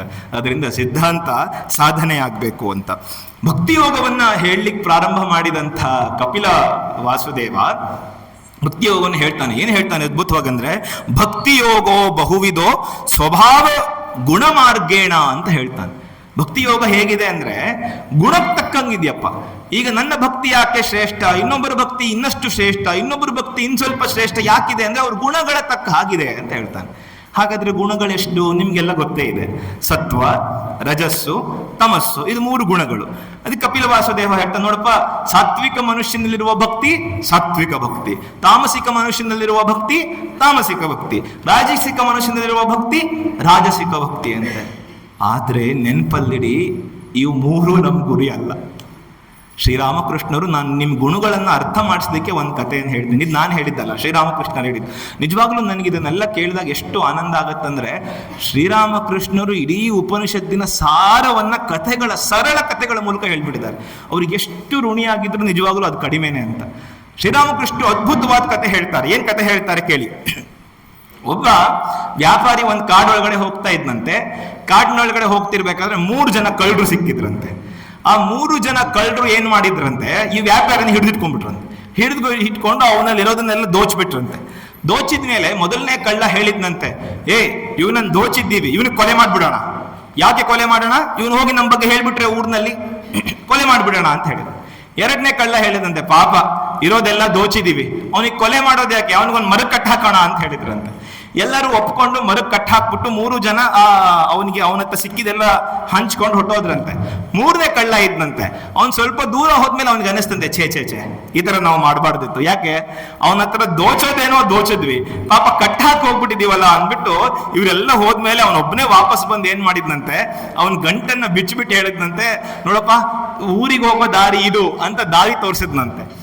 ಅವಾಗ ಈ ವ್ಯಾಪಾರಿ ಹೇಳಿದ್ನಂತೆ, ನೋಡು ನೀನ್ ಎಷ್ಟು ದಯೆ ಇದೆ, ನೀನ್ ಕಳ್ಳ ಆಗಿರ್ಬೋದು ಆದ್ರೆ ನಿನಗ್ ದಯೆ ಇದೆ, ನೀನು ನನ್ನ ಜೊತೆ ಊರಿಗೆ ಬಾ ಅಂತ ಹೇಳಿದ್ನಂತೆ. ಅದಕ್ಕೆ ಕಳ್ಳ ಹೇಳಿದ್ನಂತೆ, ನನಗ್ ದಯೆ ಇರ್ಬೋದು ಆದ್ರೆ ನಾನು ಊರಿಗೆ ಬರಕ್ಕಾಗಲ್ಲ. ಯಾಕೆ ಹೇಳಿ, ನಾನು ಕಳ್ಳನೇ ಅಂತ ಹೇಳಿದ್ದೆ. ಗುರು ಮಹಾರಾಜರು ಇಷ್ಟು ಕಥೆಯನ್ನು ಹೇಳ್ಬಿಟ್ಟು ಹೇಳ್ತಾರೆ, ಈ ಸತ್ವ, ರಜಸ್ಸು, ತಮಸ್ಸು ಅನ್ನೋದಿದೆಯಲ್ಲ, ಈ 3 ಜನ ಕಳ್ಳರು ಇದ್ದ ಹಾಗೆ ಅಂತ. ನಾವು ಅನ್ಕೊಳ್ತೀವಿ ಸಾತ್ವಿಕ ಭಕ್ತಿ ಅನ್ನೋದು ಬಹಳ ಉತ್ತಮ ಅಂತ. ಇಲ್ಲ, ಅದಕ್ಕೆ ಕೃಷ್ಣ ಹೇಳ್ತಾನೆ ಭಗವದ್ಗೀತೆಯಲ್ಲಿ, ನಮ್ಮ ಗುರಿ ಏನಾಗಿರ್ಬೇಕು, ನಿಸ್ತ್ರೈಗುಣ್ಯೋಭವಾರ್ಜುನ ಅಂತ ಹೇಳ್ತಾನೆ. ಗುಣಗಳ ಅತೀತರಾಗ್ಬೇಕು ನಾವು ಅಂತ. ಹೌದು, ಬಹಳ ಕಷ್ಟ. ನಾನು ಇವಾಗ ಹೇಳ್ತಿರೋ ಅಷ್ಟು ಸುಲಭ ಅಲ್ಲ, ನೀವು ಕೇಳ್ತಿರೋ ಅಷ್ಟು ಸುಲಭ ಅಲ್ಲ. ಬಹಳ ಕಷ್ಟ, ಬಹಳ ಸಾಧನೆ ಬೇಕು, ಅದಕ್ಕೆ ಗುರುಕೃಪೆ ಬೇಕು. ಆದರೆ ಗುರಿ ಏನು, ನಿಸ್ತ್ರೈಗುಣ್ಯರಾಗ್ಬೇಕು ಅಂತ, ಗುಣಾತೀತರಾಗ್ಬೇಕು ಅಂತ ಅಲ್ವಾ. ಗುರು ಮಹಾರಾಜರು ಹೇಳ್ತಾರೆ ನೋಡಿ, ತಾಮಸಿಕ ಗುಣ ಇದ್ದವನೇನು ಹೇಳ್ತಾನೆ, ಕೊಲ್ಲಿ ಅಂತ ಹೇಳ್ತಾನೆ. ನಿಮ್ಮಲ್ಲಿ ಏನಾದ್ರೂ ತಾಮಸಿಕ ಗುಣ ಇತ್ತು ಅಂದ್ರೆ ಅದು ನಿಮ್ಮನ್ನ ಕೊಂದು ಹಾಕ್ಬಿಡುತ್ತೆ. ರಾಜಸಿಕ ಗುಣ ಇದ್ದವನು ಏನ್ ಹೇಳ್ದ, ಕಟ್ಟಾಕಿ ಅಂತ ಹೇಳ್ದ. ಅದಕ್ಕೆ ನಿಮ್ಮಲ್ಲಿ ರಾಜಸಿಕ ಗುಣ ಇತ್ತು ಅಂದ್ರೆ ನಿಮ್ಮನ್ನ ಏನ್ ಮಾಡುತ್ತದು, ಜಗತ್ತಿಗೆ ಕಟ್ಟಿ ಹಾಕತ್ತಂತೆ. ಸಾತ್ವಿಕ ಗುಣ ಇದ್ರೆ ಆಯ್ತು ಹೋಗಪ್ಪ ನೀನು ಗುಣಾತೀತನಾಗಿ ಹೋಗು ಅಂತ ಬಿಡಿಸ್ಕೊಡುತ್ತಂತೆ. ಅದು ನಮ್ಮನ್ನು ಹೋಗು ಊರಿಗೆ ಅಂತ ಅದು ಹೇಗೆ ಹೇಳುತ್ತೋ ಹಾಗೆ ನಮಗೆ ಬಿಡಿಸ್ಕೊಡುತ್ತಂತೆ. ಆದ್ರೆ ನೆನಪಲ್ಲಿರಿ, ಈ 3 ಜನ ಕಳ್ಳರೇ, ಈ ಕಳ್ಳರಿಂದ ತಪ್ಪಿಸ್ಕೊಂಡು ಬರ್ಬೇಕು ನಾವು ಅಂತ. ನಾವು ಗುಣಾತೀತರಾಗಬೇಕು. ಆದ್ರೆ ಒಂದು ಸಮಸ್ಯೆ ಏನು ಅಥವಾ ಒಂದು ವಿಚಿತ್ರ ಏನಂದ್ರೆ, ಒಬ್ಬ ಮನುಷ್ಯನಲ್ಲಿ 3 ಗುಣ ಇರುತ್ತಂತೆ. ಯಾವುದೋ ಒಂದು ಗುಣ ಇರುತ್ತೆ ಅಂತಲ್ಲ, ಈ 3 ಗುಣ ಇರುತ್ತಂತೆ. ಆದ್ರೆ ಈ 3 ಗುಣದಲ್ಲಿ ಯಾವುದೋ ಒಂದು ಗುಣ ಹೆಚ್ಚಿನ ಪ್ರಮಾಣದಲ್ಲಿ ಇರುತ್ತಂತೆ, ಅದು ಆ ವ್ಯಕ್ತಿಯ ಗುಣ ಆಗುತ್ತೆ. ಈಗ ನನ್ನಲ್ಲೂ 3 ಗುಣ ಇದೆ, ನಿಮ್ಮೆಲ್ಲರಲ್ಲೂ 3 ಗುಣ ಇದೆ. ಈಗ ನನ್ನಲ್ಲಿ ತಾಮಸಿಕ ಗುಣ ಪ್ರವೃತ್ತಿ ಹೆಚ್ಚಿದ್ರೆ ನಾನು ತಾಮಸಿಕ ವ್ಯಕ್ತಿ, ನನ್ನಲ್ಲಿ ರಾಜಸಿಕ ಗುಣ ಪ್ರವೃತ್ತಿ ಹೆಚ್ಚಿದ್ರೆ ನಾನು ರಾಜಸಿಕ ವ್ಯಕ್ತಿ, ಹಾಗೆ ಸತ್ವ. ಆ ರೀತಿ ನೀವೆಲ್ಲ ಮೊದಲು ಅಸೆಸ್ ಮಾಡ್ಕೊಳ್ಬೇಕು, ನಿಮಗೆ ನೀವು ಎಕ್ಸಾಮ್ ಮಾಡ್ಕೊಳ್ಬೇಕು, ನಾನು ಯಾವ ಗುಣದಲ್ಲಿದ್ದೇನೆ. ತಾಮಸಿಕದಲ್ಲಿದ್ರೆ ರಾಜಸಿಕಕ್ಕೆ ಬರಬೇಕು, ರಾಜಸಿಕದಲ್ಲಿದ್ರೆ ಸತ್ವಕ್ಕೆ ಬರಬೇಕು, ಸತ್ವದಲ್ಲಿದ್ರೆ ಗುಣಾತೀತನಾಗೋದಕ್ಕೆ ಪ್ರಯತ್ನ ಮಾಡಬೇಕು. ಈಗ ನೋಡಿ, ನಾನು ಹೇಳ್ತೀನಿ ನಿಮ್ಗೆ, ಕಪಿಲ ವಾಸುದೇವ ತುಂಬಾ ಸ್ವಾರಸ್ಯವಾಗಿದೆ. ಕಪಿಲ ವಾಸುದೇವ ತಾಮಸಿಕ ಭಕ್ತಿ ಹೇಗಿರುತ್ತೆ, ನಾವೆಲ್ಲ ಭಕ್ತರೇ ಅಲ್ವಾ, ತಾಮಸಿಕನ ಭಕ್ತಿ ಹೇಗಿರುತ್ತೆ, ರಾಜಸಿಕನ ಭಕ್ತಿ ಹೇಗಿರುತ್ತೆ ಅಂತ ಕಪಿಲ ವಾಸುದೇವ ಅವನು ವಿವರಿಸ್ತಾ ಬರ್ತಾನೆ. ಏನ್ ಅದ್ಭುತವಾಗಿರುತ್ತೆ ನೋಡಿ. ತಾಮಸಿಕ ಭಕ್ತಿ ಹೇಗಿರುತ್ತೆ ಅಂದ್ರೆ ಅವನು ಹೇಳ್ತಾನೆ, ಹಿಂಸಾ ದಂಭ ಮಾತ್ಸರ್ಯಮೇವ ಅಂತ. ಹಿಂಸೆ, ಢಂಬ, ಅಹಂಕಾರ, ಮಾತ್ಸರ್ಯ ಇರುತ್ತಂತೆ ಅವರ ಭಕ್ತಿಯಲ್ಲಿ. ಆಮೇಲೆ ಭಿನ್ನ ದೃಕ್ಭಾವ ಅಂತ ಹೇಳ್ತಾನೆ. ಅದ್ ನಾನು ನಿಮ್ಗೆ ಏನು ಅಂತ ಹೇಳ್ತೀನಿ, ತುಂಬಾ ಚೆನ್ನಾಗಿದೆ. ಏನು ಹಿಂಸಾ ದಂಭ ಮಾತ್ಸರ್ಯ, ಇನ್ನೊಬ್ಬರಿಗೆ ತೊಂದರೆ ಕೊಡೋಕ್ಕೋಸ್ಕರ ಇವ್ರು ಭಕ್ತಿ ಮಾಡ್ತಾರಂತೆ. ಭಕ್ತಿ ಮಾಡ್ತಾರೆ, ದೇವರಿಗೆ ಭಕ್ತಿ ಮಾಡ್ತಾರೆ, ಆದ್ರೆ ಯಾಕೆ? ಇನ್ನೊಬ್ಬರಿಗೆ ತೊಂದರೆ ಕೊಡೋದಕ್ಕೆ. ಒಬ್ಬ ವ್ಯಕ್ತಿ ಇದ್ದಂತೆ, ಆ ವ್ಯಕ್ತಿ ತಪಸ್ಸು ಮಾಡ್ದ ಭಗವಂತನಿಗೆ. ತಪಸ್ಸು ಮಾಡಿ ಭಗವಂತನನ್ನು ಒಲಿಸ್ಕೊಂಡ. ಭಗವಂತ ಪ್ರತ್ಯಕ್ಷನಾದ. ಏನಪ್ಪ ನಿಂಗೆ ಬೇಕು ಅಂತ ಕೇಳ್ದ. ಅವ್ನು ಹೇಳ್ದ, ಭಗವಂತ ನಂಗೆ ಏನು ಬೇಡ, ನೋಡಿ ಎಲ್ಲೋ ನಮ್ಮಂತವನು ಅವನು, ನನಗೇನು ಬೇಡ, ಆದ್ರೆ ನಾನು ಯಾವಾಗ ಏನೇನು ಕೇಳ್ತೀನೋ ಅದೆಲ್ಲ ಸಿಕ್ಬಿಡ್ಬೇಕು ಅಂತ ಹೇಳ್ಬಿಟ್ನಂತೆ. ಅದಕ್ಕೆ ಭಗವಂತ ಅನ್ಕೊಂಡ, ನೀನ್ ಚಾಪೆ ಕೆಳಗಡೆ ನುಗ್ಗಿದ್ರೆ ನಾನು ರಂಗೋಲಿ ಕೆಳಗಡೆ ನುಗ್ತೀನಿ ಅಂತ. ಅವ್ನು ಹೇಳ್ದ, ಆಯ್ತು, ನೀನ್ ಯಾವಾಗ ಏನೇನು ಕೇಳ್ತೀಯೋ ಎಲ್ಲ ಸಿಕ್ಬಿಡುತ್ತೆ, ಆದ್ರೆ ನಿನ್ ಪಕ್ಕದ ಮನೆಯವಂಗ ಅದು 2 ವರ್ಷ ಸಿಗುತ್ತೆ ಅಂತ ಹೇಳುತ್ತಂತೆ. ಆಗ ಇವನಂದ, ಅಲ್ಲ, ತಪಸ್ ಮಾಡಿದ್ ನಾನು, ಕಷ್ಟಪಟ್ಟಿದ್ ನಾನು, ನನಗೆ ಏನ್ ಸಿಗುತ್ತೋ ಅವನೇನು ಮಾಡ್ಲಿಲ್ಲ, ಅವ್ನ್ 2 ಸಿಗುತ್ತಂತೆ ಅಂತ.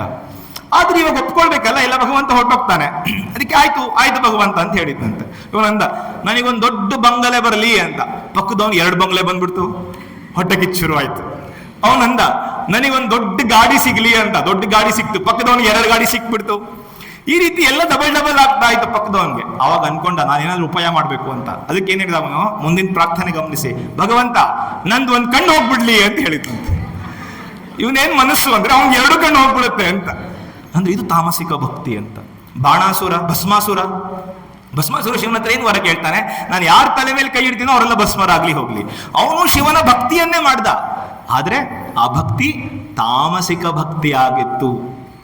ನಾವ್ ಯಾರಾದ್ರೂ ಭಗವಂತನ ಹತ್ರ ಬಂದು ನಿಂತ್ಕೊಂಡು ಅವ್ನ್ ಹಿಂಗಾಗ್ಬಿಡ್ಲಿ, ಅವ್ನ್ ಹಂಗಾಗ್ಬಿಡ್ಲಿ ಅಂತ ಹೇಳ್ತಿದ್ರೆ ನಾವು ತಾಮಸಿಕ ಭಕ್ತಿಯನ್ನು ಅಭ್ಯಾಸ ಮಾಡ್ತಿದ್ದೇವೆ. ಅದರಿಂದ ಹೊರಗೆ ಬರ್ಬೇಕು ನಾವು.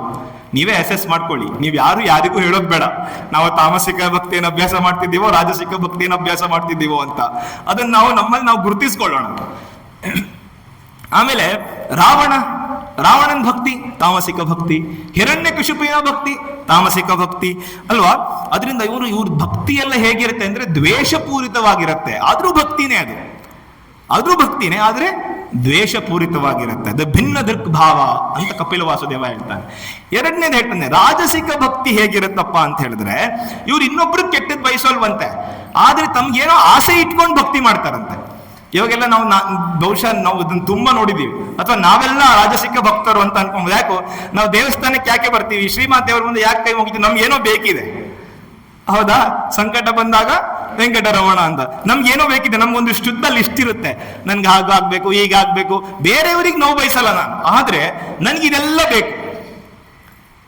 ಇದು ಹೇಗೆ ಅಂತ ಹೇಳಿದ್ರೆ ಗಾಡ್ ಫಾರ್ ಲೈಫ್ ಅಂತ. ಅಂದ್ರೆ ನನಗೆ ಫ್ರಿಡ್ಜ್ ಬೇಕು, ಫ್ಯಾನ್ ಬೇಕು, ವಾಷಿಂಗ್ ಮಿಷಿನ್ ಬೇಕು, ಎಲ್ಲ ಸೌಕರ್ಯಗಳು ಬೇಕು, ಜೊತೆಗೆ ದೇವ್ರು ಬೇಕು ಅಂತ. ದೇವ್ರು ಏನಕ್ಕೆ ಬೇಕು? ನನ್ನ ಇಚ್ಛೆಗಳನ್ನ ಈಡೇರಿಸಕ್ ಮಾತ್ರ. ಅವನು ರಾಜಸಿಕ ಭಕ್ತ. ನೋಡಿ ನಾವೆಲ್ಲ ಎಷ್ಟು ಭಕ್ತಿ ಹೇಗಿದೀವ ಸ್ವಲ್ಪ ಆಲೋಚನೆ ಮಾಡಿ ಅಲ್ವಾ.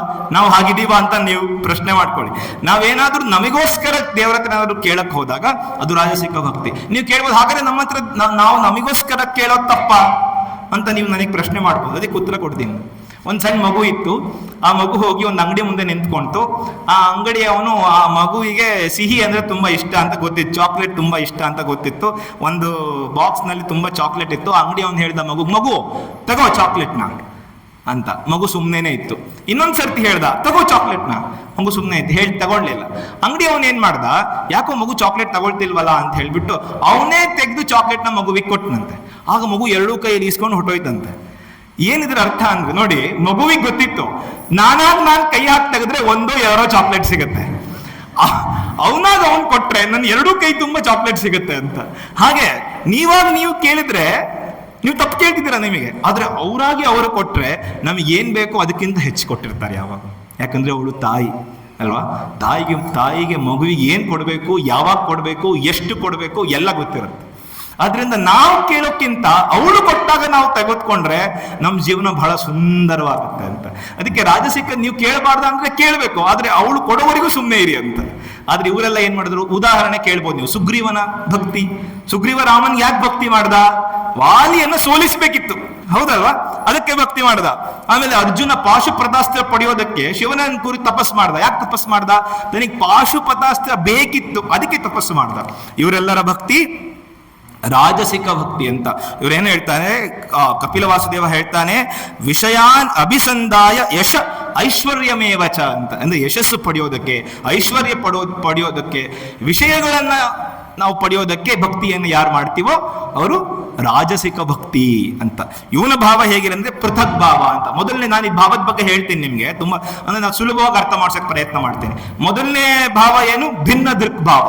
ಭಿನ್ನ ದೃಕ್ ಭಾವ ಅಂದ್ರೆ ಒಡೆದ ದೃಷ್ಟಿಕೋನ ಅಂತ. ತಾಮಸಿಕ ಭಕ್ತಿಯ ಅವನ ದೃಷ್ಟಿಕೋನ ಹೇಗಿರುತ್ತೆ? ಒಡೆದ ದೃಷ್ಟಿಕೋನ, ಭಿನ್ನ ದೃಕ್ ಭಾವ ಅಂತ. ರಾಜಸಿಕ ಭಕ್ತಿಯ ದೃಷ್ಟಿಕೋನ ಹೇಗಿರುತ್ತೆ? ಪೃಥಕ್ ಭಾವ ಅಂತ.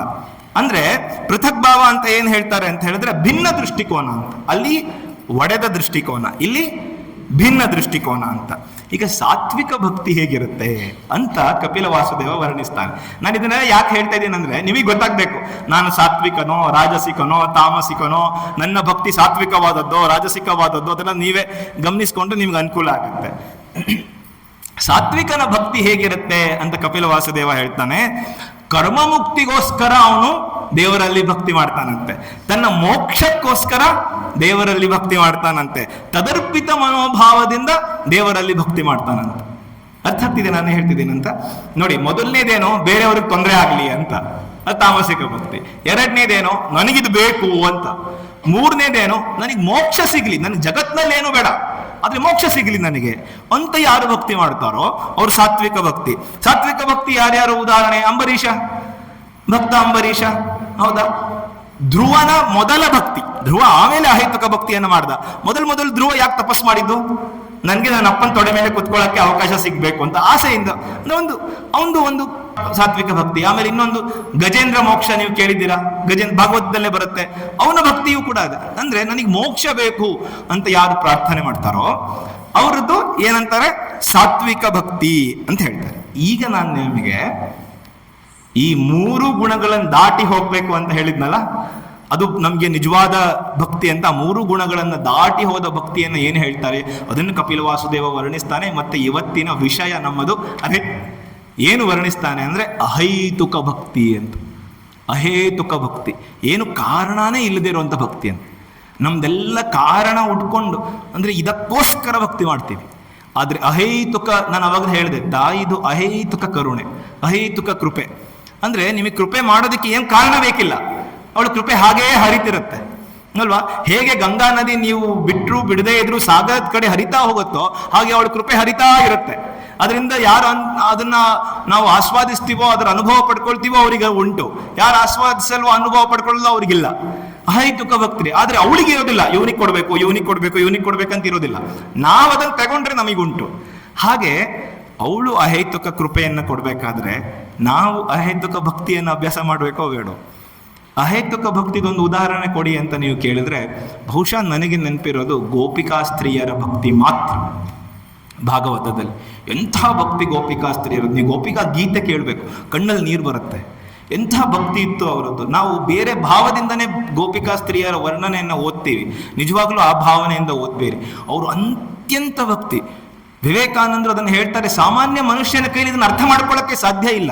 ಈ ಗೋಪಿಕಾ ಸ್ತ್ರೀಯರ ಪ್ರೀತಿ ಮತ್ತು ಭಕ್ತಿ, ಪ್ರೀತಿಗೂ ಭಕ್ತಿಗೂ ತುಂಬಾ ವ್ಯತ್ಯಾಸ ಇಲ್ಲ. ಯಾವತ್ತು ಪ್ರೀತಿಗೆ ಕಲ್ಮಶ ಇರುತ್ತೋ ಅದು ನಿಜವಾದ ಪ್ರೀತಿ ಅಲ್ಲ. ಯಾವಾಗ ಪ್ರೀತಿ ಕಲ್ಮಶ ರಹಿತವಾಗ್ಬಿಡುತ್ತೋ ಅದು ಭಕ್ತಿ ಆಗ್ಬಿಡುತ್ತೆ. ನೀವು ಯಾವಾಗಲೂ ಅರ್ಥ ಮಾಡ್ಕೊಳ್ಳಿ. ಅದನ್ನೇ ನಾವು ಗೋಪಿಕಾ ಸ್ತ್ರೀಯರ ಪ್ರೀತಿ ಪ್ರೇಮ ಅಂತ ಹೇಳ್ತೀವಿ. ಅಲ್ಲಿ ಕಲ್ಮಶ ಇರಲಿಲ್ಲ, ಅಲ್ಲಿ ಹೇತು ಇರಲಿಲ್ಲ, ಅದಕ್ಕೆ ಅದು ಭಕ್ತಿ ಆಯಿತು ಅಂತ. ಆದ್ರೆ ನಾವೆಲ್ಲ ಮಾಡುವಂತಹ ಪ್ರೀತಿ ಹೇತು ಇರುವಂತ ಪ್ರೀತಿ ಅಂದ್ರೆ ಕಾರಣ ಬೇಕು. ಗಂಡ ಹೆಂಡತಿಯನ್ನು ಯಾಕೆ ಪ್ರೀತಿಸ್ತಾನೆ? ಅವನಿಂದ ಏನೋ ಬೇಕು ಅದಕ್ಕೆ ಪ್ರೀತಿಸ್ತಾನೆ. ಗಂಡ ಹೆಂಡತಿಯನ್ನು ಯಾಕೆ ಪ್ರೀತಿಸ್ತಾಳೆ? ಅವಳಿಂದ ಇವನಿಗೆ ಏನೋ ಬೇಕು ಅದಕ್ಕೆ ಪ್ರೀತಿಸ್ತಾನೆ. ಈ ತರ ನಮ್ಮ ಜೀವನದಲ್ಲಿ ಎಲ್ಲ ಸಂಬಂಧಗಳ ಪ್ರೀತಿ ಏನು ಅಂತ ಹೇಳಿದ್ರೆ ಹೇತು ಇರುವಂತಹ ಪ್ರೀತಿ. ಏನೋ ಒಂದು ಬೇಕಿದೆ ನಮ್ಗೆ ಅದಕ್ಕೆ ಪ್ರೀತಿಸ್ತೀವಿ ಅಂತ. ಅರ್ಥ ಆಗ್ತಿದೆಯಲ್ಲ? ಆದ್ರೆ ಅಹೇತುಕ ಪ್ರೀತಿ, ಅಹೇತುಕ ಭಕ್ತಿ ನೋಡಿದ್ದು ಗೋಪಿಕಾ ಸ್ತ್ರೀಯರಲ್ಲಿ ಅಂತ. ಅವ್ರು ಹೇಗೆ ಅಂತ ಹೇಳಿದ್ರೆ, ಕೃಷ್ಣ ಕೊಳಲನ್ನು ಊದ್ತಿರ್ಬೇಕಾದ್ರೆ ನಾವು ಬೇಗ ಹೋಗಿ ಅವನನ್ನು ನೋಡ್ಬೇಕು. ಏನ್ ಮಾಡೋದು? ಎಲ್ಲ ಓಡ್ತಾ ಇದ್ದಾರೆ, ಎಲ್ಲ ಮೊಸರು ಕಡಿತಿದ್ರು, ಒಬ್ರು ಕೆಲಸ ಮಾಡ್ತಿದ್ರು, ಒಬ್ರು ಅಡಿಗೆ ಮಾಡ್ತಿದ್ರು. ಕೃಷ್ಣನ ಕೊಳಲಿನ ನಾದ ಕೇಳಿದ ತಕ್ಷಣ ಅಲ್ಲಲ್ಲೇ ಬಿಟ್ಬಿಟ್ರು ಎಲ್ಲ. ಅವ್ರಿಗೆ ಏನೋ ಒಂಥರ ಹಿಪ್ನೋಟೈಸ್ ಅಂತ ಕೇಳಿದಿರಲ್ಲ, ಆ ತರ ಆಗಿ ಎಲ್ಲ ಓಡಕ್ ಶುರು ಮಾಡಿದ್ರು. ಕೆಲವು ಗೋಪಿಕಾ ಸ್ತ್ರೀಯರು ಹೇಳಿದ್ರಂತೆ, ಇವರೆಲ್ಲ ದೇಹ ಸಮೇತ ಹೋಗ್ತಿದ್ದಾರೆ, ಶರೀರರಾಗಿ ಹೋಗ್ತಿದ್ದಾರೆ. ನಾನು ಇಲ್ಲೇ ಜೀವ ಬಿಟ್ಬಿಟ್ರೆ ಅವ್ರಿಗಿಂತ ಬೇಗ ಹೋಗಿ ನಾನು ಕೃಷ್ಣನ ಸೇರ್ಬೋದು ಅಂತ ಅಲ್ಲಲ್ಲೇ ಪ್ರಾಣ ಬಿಟ್ಬಿಡ್ತಿದ್ರಂತೆ. ಯಾಕೆ? ನನ್ನ ಕೃಷ್ಣನಿಗೆ ನಾನು ಸೇರ್ಬೇಕು, ನನ್ನ ಕೃಷ್ಣನಿಗೆ ನಾನು ಸೇರ್ಬೇಕು. ಎಷ್ಟು ಬೇಗ ಆಗುತ್ತೋ ಅಷ್ಟು ಬೇಗ ಹೋಗಿ ಸೇರ್ಬೇಕು. ಎಂತ ಅಹೇತುಕ ಭಕ್ತಿ ನೋಡಿ. ಆಮೇಲೆ ಅವರಿಗೆ ಈ ವಿಶ್ವರೂಪ ದರ್ಶನದ ಕೃಷ್ಣ ಬೇಕಿರ್ಲಿಲ್ಲ. ನೀವು ನೆನ್ಪಲ್ಲಿಡಿ, ಕೃಷ್ಣ ಗೋಕುಲದಲ್ಲಿದ್ದಾಗ ಕಾಳಿಂಗ ಮರ್ದನ ಮಾಡ್ದ, ಗೋವರ್ಧನಗಿರಿಯನ್ನು ಎತ್ತದ, ಸಾಮಾನ್ಯ ಒಬ್ಬ ಶಿಶು ಏನೇನ್ ಮಾಡಿಕ್ಕಾಗಲ್ವೋ ಅದೆಲ್ಲ ಮಾಡ್ದ. ಆದ್ರೆ ಇವ್ರಿಗೆಲ್ಲ ಅವನ್ ದೇವರು ಅಂತ ಅನಿಸ್ಲೇ ಇಲ್ಲ. ಅದು ಅಹೇತುಕ ಪ್ರೀತಿ ಅಂತ. ನಾವು ದೇವರು ಅಂದ ತಕ್ಷಣ ನಮ್ಗೇನಾಗುತ್ತೆ? ಗೌರವ ಬಂದ್ಬಿಡುತ್ತೆ ನೋಡಿ. ಗೌರವ ಬೇರೆ, ಪ್ರೀತಿ ಬೇರೆ. ಗೌರವ ಇರ್ಬೇಕು ಸತ್ಯ, ಆದ್ರೆ ಭಗವಂತನಿಗೆ ಬೇಕಿರೋದು ಗೌರವ ಅಲ್ಲ, ಪ್ರೀತಿ. ಇದನ್ನ ನಿಮ್ಗೆ ಉದಾಹರಣೆ ಕೊಡ್ತೀನಿ. ಈ ನಿಜವಾದ ಭಕ್ತಿ, ನಿಜವಾದ ಪ್ರೀತಿ ಯಾರು ಮಾಡ್ತಾರೆ ನಿನಗೆ ಅಂತ ನಾರದ ಕೃಷ್ಣನಿಗೆ ಒಮ್ಮೆ ಕೇಳಿದ್ನಂತೆ. ಅದು ಕೃಷ್ಣ ಹೇಳಿದ್ನಂತೆ, ನಿಂಗೆ ಹೇಳಲೇಬೇಕಾ? ಹೌದು ಹೇಳ್ಬೇಕು. ನಾವಿಬ್ರು ಒಂದು ನಾಟಕ ಆಡೋಣ. ಏನ್ ನಾಟಕ ಆಡೋಣ? ನನಗೆ ತುಂಬಾ ತಲೆನೋವು ಬಂದಿದೆ, ತಲೆನೋವು ವಾಸಿನೇ ಆಗ್ತಿಲ್ಲ. ಎಂಥ ವೈದ್ಯರನ್ನು ಕರ್ಕೊಂಡು ಬಂದ್ರು ನನ್ನ ತಲೆನೋವು ವಾಸಿ ಆಗ್ತಿಲ್ಲ. ಆದ್ರೆ ಒಂದು ಉಪಾಯ ಇದೆ. ಏನು? ಯಾರು ನನ್ನನ್ನ ಹೆಚ್ಚು ಪ್ರೀತಿ ಮಾಡ್ತಾರೋ, ಅಹೇತುಕ ಪ್ರೀತಿ ಮಾಡ್ತಾರೋ, ಅವರ ಕಾಲ ಧೂಳು ಶೇಖರಿಸಿಕೊಂಡು ಬಂದ್ರೆ, ಆ ಕಾಲ ಧೂಳನ್ನು ನನ್ನ ತಲೆ ಮೇಲೆ ಹಾಕಿದ್ರೆ ಆಗ ನನ್ನ ತಲೆನೋವು ವಾಸಿ ಆಗತ್ತೆ ಅಂತ ನೀನು ಎಲ್ಲರಿಗೂ ಹೇಳು ಅಂತ ಕೃಷ್ಣ ನಾರದನಿಗೆ ಹೇಳಿದ್ರು. ನಾರದ ಫಸ್ಟ್ ಏನ್ ಮಾಡ್ದ? ಕೃಷ್ಣನಿಗೆ ಅಷ್ಟ ಮಹಿಷಿಯರಿದ್ರು, ಹೆಂಡತಿಯರಿದ್ರು. ಹೋಗಿ ಹೇಳ್ದ, ಅಮ್ಮ ಕೃಷ್ಣನಿಗೆ ಅತ್ತಿಂದ ತುಂಬಾ ತಲೆನೋವು ಬಂದ್ಬಿಟ್ಟಿದೆ. ಹೇಗೆ ರುಕ್ಮಿಣಿ ಹತ್ರ ಹೋದ, ಸತ್ಯಭಾಮಿ ಹತ್ರ ಹೋದ, ಎಲ್ಲರ ಹತ್ರ. ಅಮ್ಮ ಕೃಷ್ಣನಿಗೆ ತುಂಬಾ ತಲೆನೋವು ಬಂದಿದೆ, ನೀವೆಲ್ಲ ಕೃಷ್ಣನಿಗೆ ತುಂಬಾ ಪ್ರೀತಿ ಮಾಡ್ತೀರ ತಾನೆ, ನಿಮ್ ಚರಣ ಧೂಳಿ ಕೊಡಿ. ಅಯ್ಯೋ ನಾವು ಕೊಡೋದ? ಅವನ್ ಭಗವಂತ, ಅವನಿಗೇನಾದ್ರೂ ನಮ್ಮ ಚರಣ ಧೂಳಿ ಕೊಡೋದ? ಸಾಧ್ಯನೇ ಇಲ್ಲ ಅಂತ ಅವನು ಇಡೀ ದ್ವಾರಕೆಯಲ್ಲಿ ಎಲ್ಲರ ಹತ್ರ ಕೇಳ್ತಾನೆ, ನೀವು ಕೊಡಿ, ನೀವು ಕೊಡಿ. ದೇವಕಿ ಕೇಳ್ತಾನೆ, ಎಲ್ಲರ ಹತ್ರ ಕೇಳ್ತಾನೆ, ಯಾರು ಕೊಡ್ಲಿಲ್ಲ. ಯಾಕೆ? ಗೌರವ. ಅಯ್ಯೋ ನಮ್ಮ ಕಾಲ್ ಧೂಳು ಅವನಿಗೆ ಕೊಡೋದ? ಸಾಧ್ಯನೇ ಇಲ್ಲ ಅಂತ. ಕೊನೆ ಕೃಷ್ಣ ಹೇಳ್ತಾನೆ, ವೃಂದಾವನಕ್ಕೆ ಹೋಗ್ಬಾ ಅಂತ ಹೇಳ್ತಾರೆ. ವೃಂದಾವನಕ್ಕೆ ಹೋಗ್ತಾರೆ ನಾರದರು. ಹೋಗಿ ಗೋಪಿಕಾ ಸ್ತ್ರೀಯರ ಹತ್ರ ಹೇಳ್ತಾರೆ, ಕೃಷ್ಣನಿಗೆ ತುಂಬಾ ತಲೆನೋವು ಬಂದಿದೆಯಂತೆ, ದಯವಿಟ್ಟು ನಿಮ್ ಚರಣ ಧೂಳಿ ಅಂತ ಕೊಡಿ. ಅವ್ನು ಹೇಳ್ತಾರೆ, ಅಯ್ಯೋ ನಮ್ ಕೃಷ್ಣನ ತಲೆನೋವು ಬಂದಿದ್ಯಾ ಅಂತ ಎಲ್ಲ ನೇರವಾಗಿ ಕೂತ್ಕೊಂಡ್ರಂತೆ. ತಗೋ ನನ್ ಚರಣ ಧೂಳಿ ತಗೋ, ನನ್ ಚರಣ ಧೂಳಿ ತಗೋ, ನನ್ ಚರಣ ಧೂಳಿ ತಗೋ ಅಂತ ಎಲ್ಲ ನೇರವಾಗಿ ಕೂತ್ಕೊಂಡು ಅವ್ರ ಚರಣ ಧೂಳಿ ಕೊಡೋಕೆ ಸಿದ್ಧರಾದ್ರಂತೆ. ಎಂತ ಅಹೇತುಕ ಭಕ್ತಿ ನೋಡಿ. ಅವ್ರಿಗೆ ಕೃಷ್ಣ ಭಗವಂತ, ನನ್ನ ಚರಣ ಧೂಳಿ ಅವನ ತಲೆ ಮೇಲೆ ಹಾಕ್ಬಾರ್ದು, ಅದು ಏನು ಗೊತ್ತಿಲ್ಲ. ಅದು ಹೇತು. ಅದು ನನ್ನ ಕೃಷ್ಣನಿಗೆ ತಲೆನೋವು ಹೋಗ್ಬೇಕು ಅಷ್ಟೇ. ಅದು ಅಹೇತುಕ ಭಕ್ತಿ ಅಂತ. ಈ ಮೂರು ಗುಣಗಳನ್ನ ದಾಟಿದವನ ಭಕ್ತಿ ಹೇಗಿರುತ್ತೆ ಅಪ್ಪ ಅಂತ ಹೇಳಿದ್ರೆ ಅದು ಅಹೇತುಕ ಭಕ್ತಿ ಅಂತ. ಈ ಭಾವವನ್ನ ಏನ್ ಹೇಳ್ತಾರೆ ಅಂದ್ರೆ ಅಭಿನ್ನೇನ ಚಕ್ಷುಷ ಅಂತ ಭಾವ. ಮೊದಲನೇದೇನ್ ಭಾವ? ಭಿನ್ನ ದೃಕ್ ಭಾವ. ಎರಡನೇದೇನ್ ಭಾವ? ಪೃಥಕ್ ಭಾವ. ಮೂರನೇದೇನ್ ಭಾವ? ಅಭಿನ್ನೇನ ಚಕ್ಷುಷ ಅನ್ನೋದು ಮೂರನೇ ಭಾವ. ಈಗ ನಾನು ನಿಮ್ಗೆ ಈ ಭಾವಗಳನ್ನ ಸರಳವಾಗಿ ಹೇಳ್ತೀನಿ. ಹೇಗೆ ಅಂದ್ರೆ, ಒಬ್ಬ ರಾಜ ಮತ್ತೆ ಪ್ರಜೆ ಇರ್ತಾನೆ ಅಂತ ಅನ್ಕೊಳ್ಳಿ. ನನಗೆ ರಾಜ ಮಾತ್ರ ಇಷ್ಟ, ಪ್ರಜೆ ಅಂದ್ರೆ ಇಷ್ಟ ಇಲ್ಲ ಅಂತ ಯಾರು ಹೇಳ್ತಾನೋ ಅವನು ಭಿನ್ನ ದೃಕ್ಭಾವ, ಅಂದ್ರೆ ತಾಮಸಿಕ ಭಕ್ತಿ. ಬೇರೆಯವರಿಗೆ ಕಷ್ಟ ಕೊಡೋಕ್ಕೋಸ್ಕರ ನಾನು ಭಕ್ತಿ ಮಾಡೋದು ಅಂತ ನೆನಪಲ್ಲಿ ಇಟ್ಕೊಳ್ಳಿ. ರಾಜ ಮಾತ್ರ ಇಷ್ಟ, ನನಗೆ ಪ್ರಜೆ ಇಷ್ಟ ಇಲ್ಲ ಅಂತ ಹೇಳೋ ಒಂದು ತಾಮಸಿಕ ಭಕ್ತಿ. ರಾಜಸಿಕ ಭಕ್ತಿ ಮತ್ತೆ ಸಾತ್ವಿಕ ಭಕ್ತಿ ಪೃಥಕ್ ಭಾವ. ಅಂದ್ರೆ ನನಗೆ ರಾಜ ಪ್ರಜೆ ಇಷ್ಟನೋ ಇಲ್ವೋ ನಂಗೆ ಗೊತ್ತಿಲ್ಲ, ಆದ್ರೆ ನಾನು ರಾಜನ ಸೇವಕ, ನಾನು ರಾಜನ ಮನ ತುಂಬ ಸೇವೆ ಮಾಡ್ತೀನಿ. ಇದು ಯಾವುದು? ಪೃಥಕ್ ಭಾವ.